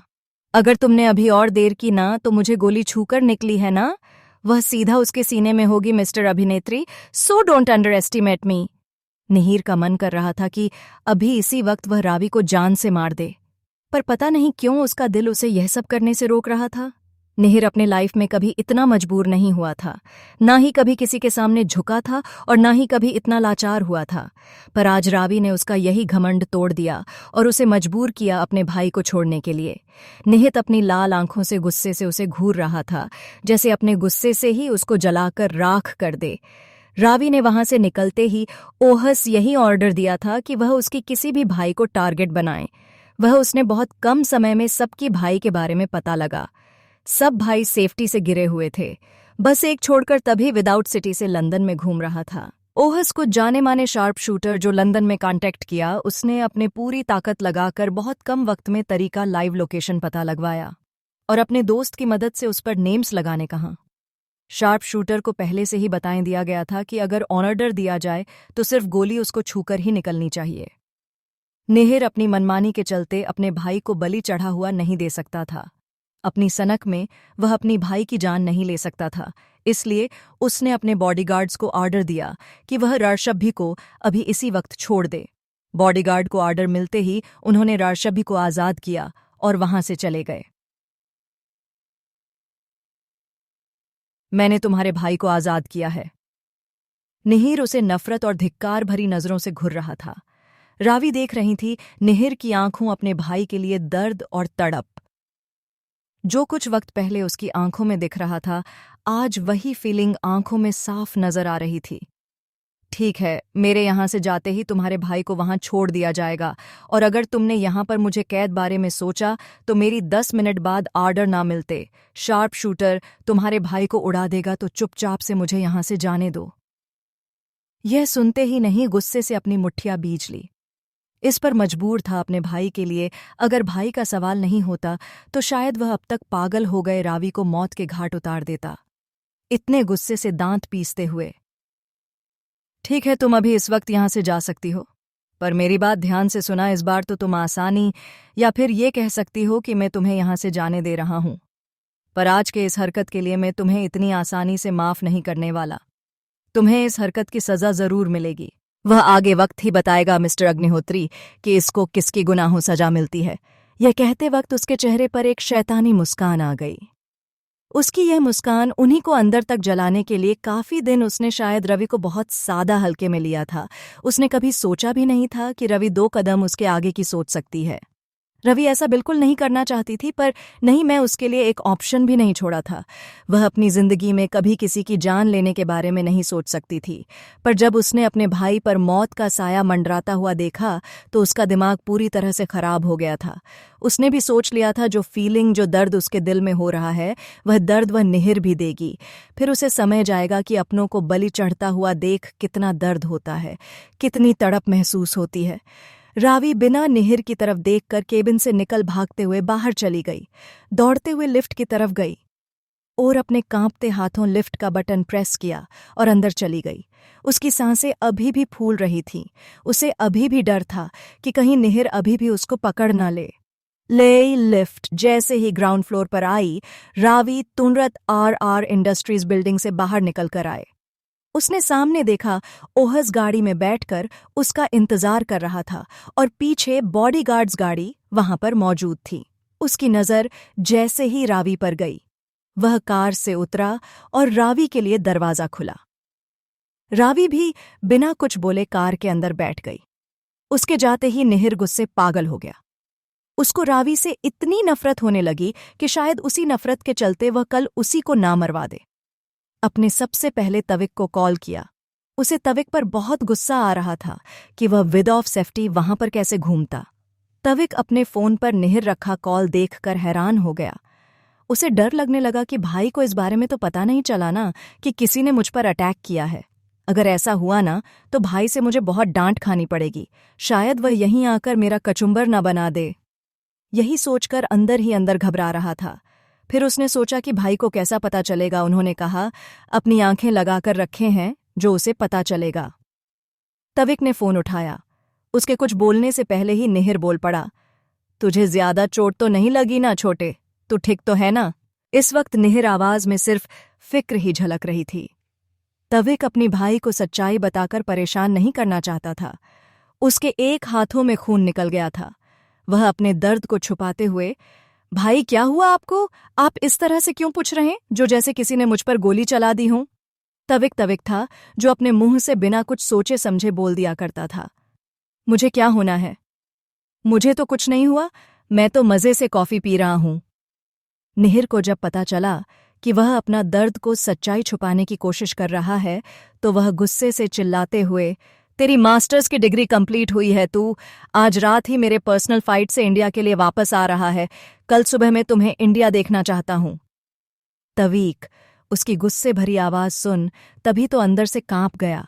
उसे समझ नहीं आ रहा था कि उसका भाई इतना गुस्सा क्यों कर रहा है। उसकी जो कुछ बोलने की भी हिम्मत नहीं हो रही थी। उसने अपनी बात खत्म करके गुस्से से फोन कट कर दिया और कार्तिक को अपने केबिन में बुलाया। कार्तिक के अंदर आते हैं उसने निहिर का चेहरा दिखा, दो परेशान और गुस्सा दोनों नजर आ रहा था। गुस्से से उसका जबड़ा तना हुआ था, उसकी माथे की हरी नसें चेहरे पर उभर आई थीं। निहिर उसकी तरफ एक नजर डाली और गुस्से भरी आवाज में कहने लगा, जिसने भी मेरे भाई पर निशाना लगाने की हिम्मत की है, वह अगले आधे घंटे के बाद मुझे इस दुनिया में सांस लेते हुए दिखाई नहीं देना चाहिए, और इसे पहले तविक के सेफ्टी के लिए रखें, बॉडीगार्ड्स फायर कर दो और नए बॉडीगार्ड्स को हायर करके तविक के सेफ्टी के लिए भेज दो। कार्तिक सोच में पड़ गया कि आखिर किसकी इतनी हिम्मत जिसने इस शैतान की दुखती नस पर हाथ रख दिया। कार्तिक ने अपनी गर्दन हाँ में हिलाई और वहां से चला गया। पूरी की पूरी कुंडली चाहिए। रावी जैसे अपने घर पहुंचे, उसके आने से पहले ही रश भी पहले से ही घर आ चुका था। रावी जैसे घर पहुंचे सबसे पहले जाकर ऋषभ ही के कमरे में चले गए। ऋषभ अपने कमरे में बैठकर अभी तक सोच रहा था, क्या आखिर उन लोगों ने मुझे क्यों किडनैप करके मारा पीटा था। यही सब सोचते हुए वह अपने कमरे के रखे सोफे पर बैठकर सोच ही रहा था कि तभी कमरे का दरवाज़ा ओपन हुआ। रावी दौड़ते हुए उसके पास आई। रावी ने देखा ऋषभ होंठ के किनारों से खून सूख चुका था और ऋषभ का चेहरा भी थोड़ा फीका पड़ चुका था। अचानक कमरे में आ जाने से ऋषभ एक पल के लिए चौंक उठा। रावी ने झट से फर्स्ट एड बॉक्स लेकर आई और उसके जख्मों को डेटॉल से साफ करने के लिए हाथ बढ़ाने लगी। ऋषभ को कुछ समझ ही नहीं आ रहा था कि चल क्या रहा है। उसने रावी की तरफ देखकर, आपको कैसे पता चला कि मुझे चोट लगी है? रावी उसके सवालों को पूरी तरह से इग्नोर करते हुए, रावी ऋषभ, मैंने तुम्हें कितनी बार कहा है कि अपने साथ बॉडीगार्ड्स को ले जाया करो, पर तुम हमेशा अपनी मनमानी करते हो। आज अगर तुम्हें कुछ हो जाता तो मैं मम्मी पापा को क्या जवाब देती, ये सोचा है तुमने? ये कहते हुए रावी के आंखों में आंसू आने लगे। राजबी दी, आप क्यों रो रही है? प्लीज आप रोइए मत और मुझे बताइए ये सब क्या हो रहा है, और वह कौन लोग थे जिन्होंने मेरा किडनैप किया था, और आपको कैसे पता चला किसी ने मुझे किडनैप किया है? बताइए ना दी। रावी को कुछ समझ नहीं आ रहा था कि उसके सवालों को क्या जवाब दें, कैसे इस सिचुएशन को हैंडल करें। राशबी को परेशान नहीं करना चाहती थी, इसलिए उसने झूठ कहना ही ठीक समझा। वह अपने आंसू पूछते हुए, तुम्हारी जिसने भी किडनैप की थी उसने मुझे तुम्हारा लाइव वीडियो भेजा था। आश भी, मतलब किसी ने जानबूझकर मुझे किडनैप किया था, और कौन है वह और किसने किया था, और मेरी उससे क्या दुश्मनी है जो उसने मेरा अगवा करने की कोशिश की? जो भी हो रहा ऋषभ, मैं इस बारे में कोई बात नहीं करना चाहती, और जो कुछ हुआ तो इस बात का जिक्र मम्मी पापा को मत करना। मैं नहीं चाहती कि वह हमारी वजह से परेशान हो। ये आते वक्त उसके मुंह से खून को साफ कर रही थी। ऋषभ रावी की बातों सुनकर उस पर डाउट होने लगा। दी, आखिर बात क्या है? मुझे कुछ समझ नहीं आ रही। आप कुछ मुझे उसे छुपाने की कोशिश कर रहे हैं? रावी नहीं राश, अभी मैं तुमसे कुछ नहीं छुपा रही हूं। आज जिसने भी तुम्हारा किडनैप किया था वह एक हमारा राइवल पार्टनर था, जिसको बिजनेस में हमारी वजह से बहुत लायंस हुए थे। यही सब देखकर उसने तुम्हें चोट पहुंचाने की कोशिश की होगी। अब तुम ये बातें सब छोड़ दो और इन सब बातों को भूल जाओ। ऋषभ, आखिर बात क्या है? आपकी आंखें तो कुछ और ही बता रही हैं। मुझको समझ नहीं आ रहा है। जरूर आप मुझसे कुछ छुपाने की कोशिश कर रहे हैं। रावी दांतो। राशब, ऐसा कुछ नहीं है। मैं भला तुमसे क्यों छुपा लूंगा? मैं बस इतना चाहती हूं कि हमारी वजह से आप आओ, मम्मी परेशान ना हो। और तुम्हें पता है ना, अगर पापा को पता चला कि तुम विदाउट बॉडीगार्ड्स घूम रहे थे तो वह तुम पर बहुत नाराज होंगे, और मैं नहीं चाहती वह तुम पर नाराज हो या फिर तुम्हें डांटे। इसलिए मैं कह रही हूं कि इन बातों को अपने दिमाग से निकाल दो। ऋषभ ने रावी को अभी भी शक हो रहा था, क्योंकि रात भी उससे बात करते समय अपनी नजरें चुरा रही थीं। उसने सोचा कि वह इस बात को खुद से सर्च करेगा कि उसकी बहन उससे क्या छुपा रही है। उससे उसने ज्यादा कुछ नहीं कहा। रावी ने उसका जख्म साफ किया और फिर उसकी चोटों पर दवाई लगा दी। तुम्हारी डिनर करने के लिए सबके सामने मत आना। अगर बच्चों ने और लीना ने तुम्हें इस हालत में देख लिया तो बहुत सवाल पूछेंगे, इसलिए मैं तुम्हारा खाना तुम्हारे कमरे में भेज देती हूँ। इतना कहकर वह कमरे से जाने लगे। रशभी को रावी बातें ठीक लगीं। अगर रीना और बच्चों ने उसे इस हालत में देख लिया तो शायद उसे बहुत सारे सवाल पूछेंगे। ध्रुवी अपने मामा से बहुत प्यार करती है। वह तो बहुत सारे सवाल पूछेंगे जिसका जवाब शायद ऋषभ नहीं दे पाएगा, इसलिए आज के दिन उनके सामने नहीं जाना यही बेहतर होगा। ऋषभ जो तक सोफे पर बैठा था वह अपनी जगह से खड़ा होगा और अपने वॉशरूम में फ्रेश होने के लिए चला गया। रावी जैसे अपने कमरे में आए, उसने खुद को शांत किया। उसी पर भी बहुत गुस्सा आ रहा था कि आज उसकी भाई की हालत उसी की वजह से ऐसी हुई थी, और शायद उसने निहिर के भाई को मार डालने की धमकी नहीं दी होती तो शायद ऋषभ साथ कुछ अनहोनी हो जाती। यही सोचते हुए उसकी आंखों में आंसू आने लगे। यही सोचती थी कि आज ऋषभ के साथ कुछ भी उल्टा सीधा होता तो वह जिंदगी भर अपने आप को कभी माफ नहीं कर पाती। उसने अब सोच लिया था कि कुछ भी हो जाए वह सबसे लड़ लेगी, पर अपने परिवार को किसने टारगेट करने की कोशिश की तो वह उसे इतनी आसानी से छोड़ेगी नहीं। उसने सोच लिया था कि ऋषभ को किडनैप करके निहिर अग्निहोत्री में उसकी जिंदगी की सबसे बड़ी गलती की। उसने सोच लिया कि इस हरकत के लिए उसे जरूर सजा देगी। उसने अपना फोन अपने हाथों में लिया और ओहस कॉल मिलाया। एक रिंग में ही ओहस ने कॉल उठा लिया। उसके कुछ कहने से पहले ही रवि बोल पड़ी, मुझे निहिर अग्निहोत्री के बिजनेस की सारी इन्फॉर्मेशन चाहिए। तुमने मुझे उसकी आधी इन्फॉर्मेशन दी है। मुझे उसकी पूरी की पूरी कुंडली चाहिए। कुछ भी करो, पर कल सुबह तक मुझे उसकी सारी इन्फॉर्मेशन निकाल कर दो। ठीक है मैडम, मैं अपनी तरफ से पूरी कोशिश करूंगा कि उसकी सारी कुंडली निकाल सकूं, पर मुझे थोड़ा टाइम लगेगा। ओहस, मेरे पास बिल्कुल इतना टाइम नहीं है। आज इस हरकत के बाद मुझे पता है कि वह इतनी आसानी से शांत बैठने वाला नहीं है। वह जरूर कुछ ना कुछ प्लानिंग करके मुझे बर्बाद करने के लिए कुछ ना कुछ सोच ही रहा होगा। उसके कुछ सोचने से और कुछ करने से पहले ही मुझे उसे हराना है। ठीक है मैडम, मैं कुछ करता हूं, रावी ने कहकर फोन काट दिया। उनके 2 बच्चे भी हैं। ओहस से बात करने बाद रावी जैसे ही पीछे मुड़ करती तो सामने उसे ध्रुवी का मुस्कुराता हुआ चेहरा दिखा। ध्रुवी खुश होते हुए अपनी मोमी के पास आ जाती है। मोमी, क्या आप बिजी हैं? मुझे आपको कुछ बताना था। अपनी बेटी चेहरे पर मुस्कान देखकर रावी उसे पूछने लगती है। हाँ बेबी, बताऊं, क्यों बताना मेरी प्यारी बेटी को मुझे। मोमी, आज स्कूल में ना मुझे एक नई दोस्त मिली है। अरे वाह, ये तो बहुत खुशी की बात है कि पहले दिन मेरी बेटी की किसी के साथ दोस्ती हुई है। मैंने आपको कहा था ना कि धीरे धीरे आपकी भी फ्रेंडशिप सबसे हो जाएगी। तो बताइए, कौन है वह आपकी नई दोस्त? क्या नाम है, मुझे भी बताओ उसका नाम। मोमी, उसका नाम ना धानी है, और वह ना बिल्कुल मेरी बेस्ट फ्रेंड एलिना की तरह स्वीट है। पता है मोमी, धानी मेरे साथ भाई से भी फ्रेंडशिप करना चाह रही थी, पर उन्होंने उसे साफ इनकार कर दिया। उसके मुंह पर बोल दिया कि मुझे किसी के साथ दोस्ती करनी अच्छी नहीं लगती। यह सुनने के बाद धानी का सेड हो गई। यह सुनने रावी वह भी अच्छा नहीं लगा, पर उसे पता था कि उसका बेटा किसी के साथ आसानी से किसी के साथ फ्रेंडशिप नहीं करता। यहाँ तक कि कनाडा में भी वह बहुत कम ही दोस्तों के साथ घूमता मिलता था। उसे किसी के साथ फ्रेंडशिप करना अच्छा नहीं लगता था। उसे हमेशा अकेला रहना ही ज्यादा पसंद था। कोई बात नहीं बेबी, मैं आपके भाई को बात करूंगी इस बारे में। चलो अब डिनर करते हैं। ओके मोमी, आप भाई और मासी को बुला लीजिए, मैं मामू को बुलाकर लाती हूँ। मुझे यह खबर उन्हें भी देनी है। रावी को अब टेंशन होने लगी कि ध्रुवी ने ऋषभ भी चोटों को देख लिया तो उसे बहुत सवाल पूछेगी। ध्रुवी कमरे से बाहर जा ही रही थी कि तभी रावी उसे रोकते हुए, ध्रुवी बेबी, मामू इस वक्त बिजी है, उन्हें डिस्टर्ब करना ठीक नहीं होगा। वह अपनी गाने के रिहर्सल कर रहे हैं। पर मोमी, मुझे मामू को मेरे ने दोस्त के बारे में बताना है। बेबी आप कल उन्हें बता देना, चलो अभी खाना खाने चलते हैं।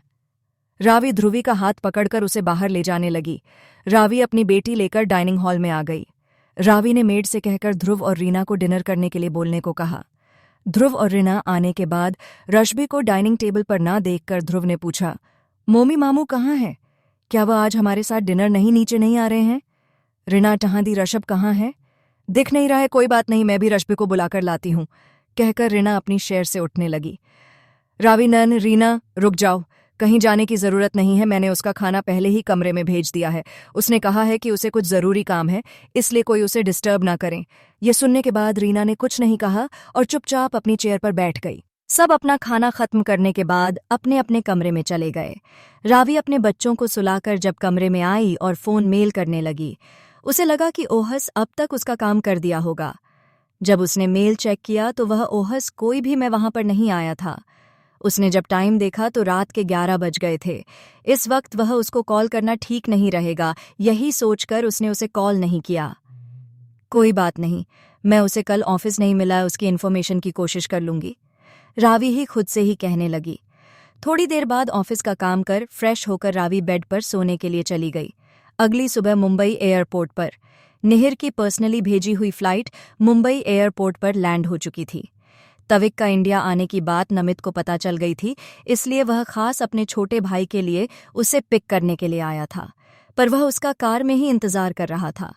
अगर वह बाहर एयरपोर्ट के अंदर उसे पिक करने के लिए गया होता तो शायद उसकी फ्रेंड वहां पर भीड़ जमा लेते। यही सोचते हुए गाड़ी में उसका इंतजार करने लगा। तविक जैसे ही फ्लाइट से बाहर उतरा, निहिर के बॉडीगार्ड्स ने उसे तुरंत घेर लिया। वह उसे अच्छे से कवर करके बाहर लेकर आने लगे।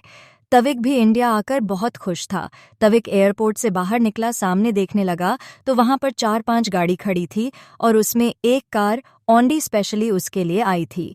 तभी खुश ऑन्डी कार में जाकर बैठ गया। तभी उसे बगल वाली सीट में ध्यान से देखा। तविक खुश होते हुए, नमित भाई कैसे हैं आप? I miss you so much, ये कहते हुए वह नमित के गले लगा। नमित भी उसे देखकर बहुत खुश हुआ, वह उसे कस के गले लगाने लगा। आई मिस यू टू छोटे, मैंने भी तुझे बहुत मिस किया। उसे अलग हुआ। जब नमित का ध्यान तविक के हाथ पर गया तो लगाई सफेद पट्टी पर गया तो उसे पूछने लगा, तेरी हाथों में ये चोट कैसे लगी? ये सुनने के बाद सभी को कल लंदन वाला सीन याद आ गया कि वह कैसे मजे से चाय पी रहा था और किसी ने उस पर गोली चला दी थी। अगर यह बात नामित भाई को पता चली तो वह परेशान हो जाएंगे, इसलिए उसने, भाई वह मैं सीढ़ियों से गिर गया था, इसलिए हाथों में चोट लग गया, बाकी कुछ नहीं हुआ, आप इतना परेशान मत होइए, मैं ठीक हूँ।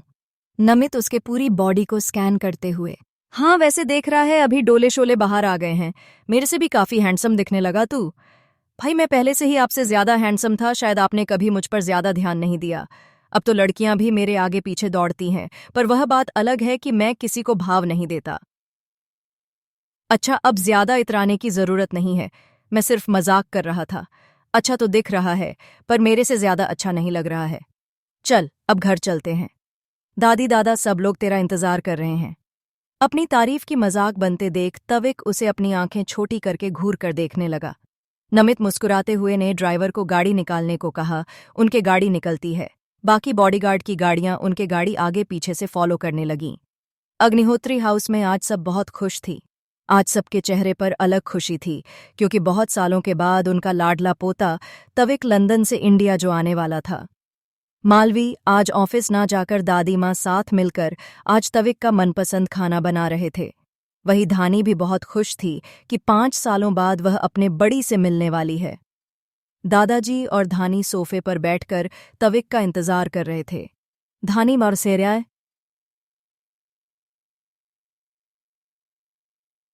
दादू मेरा बड़ी कब आएगा? मैं कब से उसका इंतजार कर रही हूँ। मुझे आज स्कूल नहीं जाना, मैं आज घर पर ही बड़ी के साथ खेलना चाहती हूँ। दादाजी,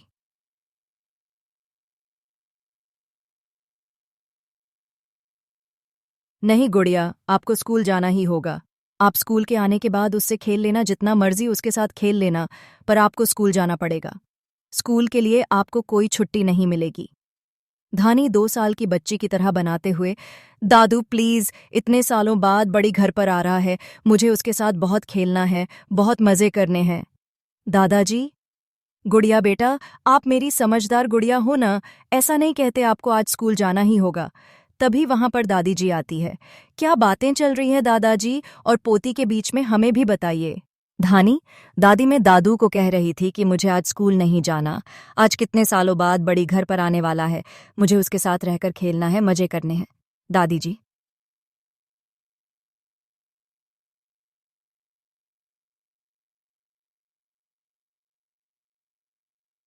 बेटा आज यहीं पर है, कहीं भाग नहीं जा रहा है, अभी हमारे साथ ही रहेगा आपका। बड़ी तो आप स्कूल के आने के बाद उसके साथ खेल लेना, पर आपको स्कूल जाना ही होगा, स्कूल के लिए कोई छुट्टी नहीं मिलेगी आपको। ठीक है दादी, पर बड़ी कब आएगा, मैं कब से उसका इंतजार कर रही हूँ। दादाजी ना नैता वह अभी आते ही होंगी गुड़िया। इतने में गाड़ियों की आवाज आने लगी। सबको पता लग गया कि तभी गेट की तरफ आ गया है। दादी खुश होते हुए, मालवी मालवी बेटा, आरती की थाल लेकर आना। दादी ने मालवी को आवाज लगाते हुए कहा। हाँ दादी, अभी लेकर आती हूँ, मालवी ने जवाब दिया। दादी ने जैसे ही दरवाजे की तरफ देखा, नमित तभी एक साथ अंदर आ रहे थे। सभी एक जोरदार आवाज आई। जहां पर हो वहीं पर रुको, दादी में कठोर आवाज में कहा। दोनों बातें करके अंदर आ ही रहे थे कि दोनों की नजर उस आवाज की दिशा में चली गई। दोनों एक दूसरे को देखकर हंसकर तविक आने खामुई। क्या दादी, अभी आया हूं और अब यहीं पर मुझे रोकने के लिए बोल रहे हो? मैं यहां से फिर से लंदन चला जाऊंगा। दादी जी, मैंने चुप कर, शैतान अभी आया, अभी जाने की बात कर रहा है। दादी चलते हुए उसके पास जाकर कहने लगी। दादी ने जब नमित की तरफ देखा, ये जनाब तुम्हारे साथ है, शुक्र है अपने भाई को लेने के लिए एयरपोर्ट चला गया, इतना तो वक्त इसे मिल ही गया, वरना इसको घर आने में कहाँ वक्त नहीं मिलता था। नमित, दादी कब तक मुझे ऐसे ही ताने देती रहोगी? अभी तक मुझसे नाराज हो आप। नाराज ना रहो तो क्या करूं? तुम लोगों को पता है आज तुम दोनों को यहाँ पर देखकर मुझे कितनी खुशी हो रही है। बस तुम लोगों की मैं एक भाई की कमी है। उसे तो पता नहीं कहाँ कौन कहाँ पर है, वह तो अपनी दुनिया में गुम है, जिसे किसी के आने जाने की कोई खबर ही नहीं है। नमितवरा दादी, आपको नहीं पता, पर मिहिर भाई नहीं, इसको यहाँ पर बुलाया है। दादाजी, मरिन मतलब, मुझे कुछ समझ नहीं आया। नमित सा, दादी मैं आपको बाद में समझाता हूँ, पहले आप मुझे अंदर आने दीजिए, मेरे पैरों में दर्द हो रहा है, कब तक मुझे आप ऐसे ही बाहर खड़े रखोगे? धानी दौड़कर सामने आई, खुशी से चिल्लाते हुए, बड्डी।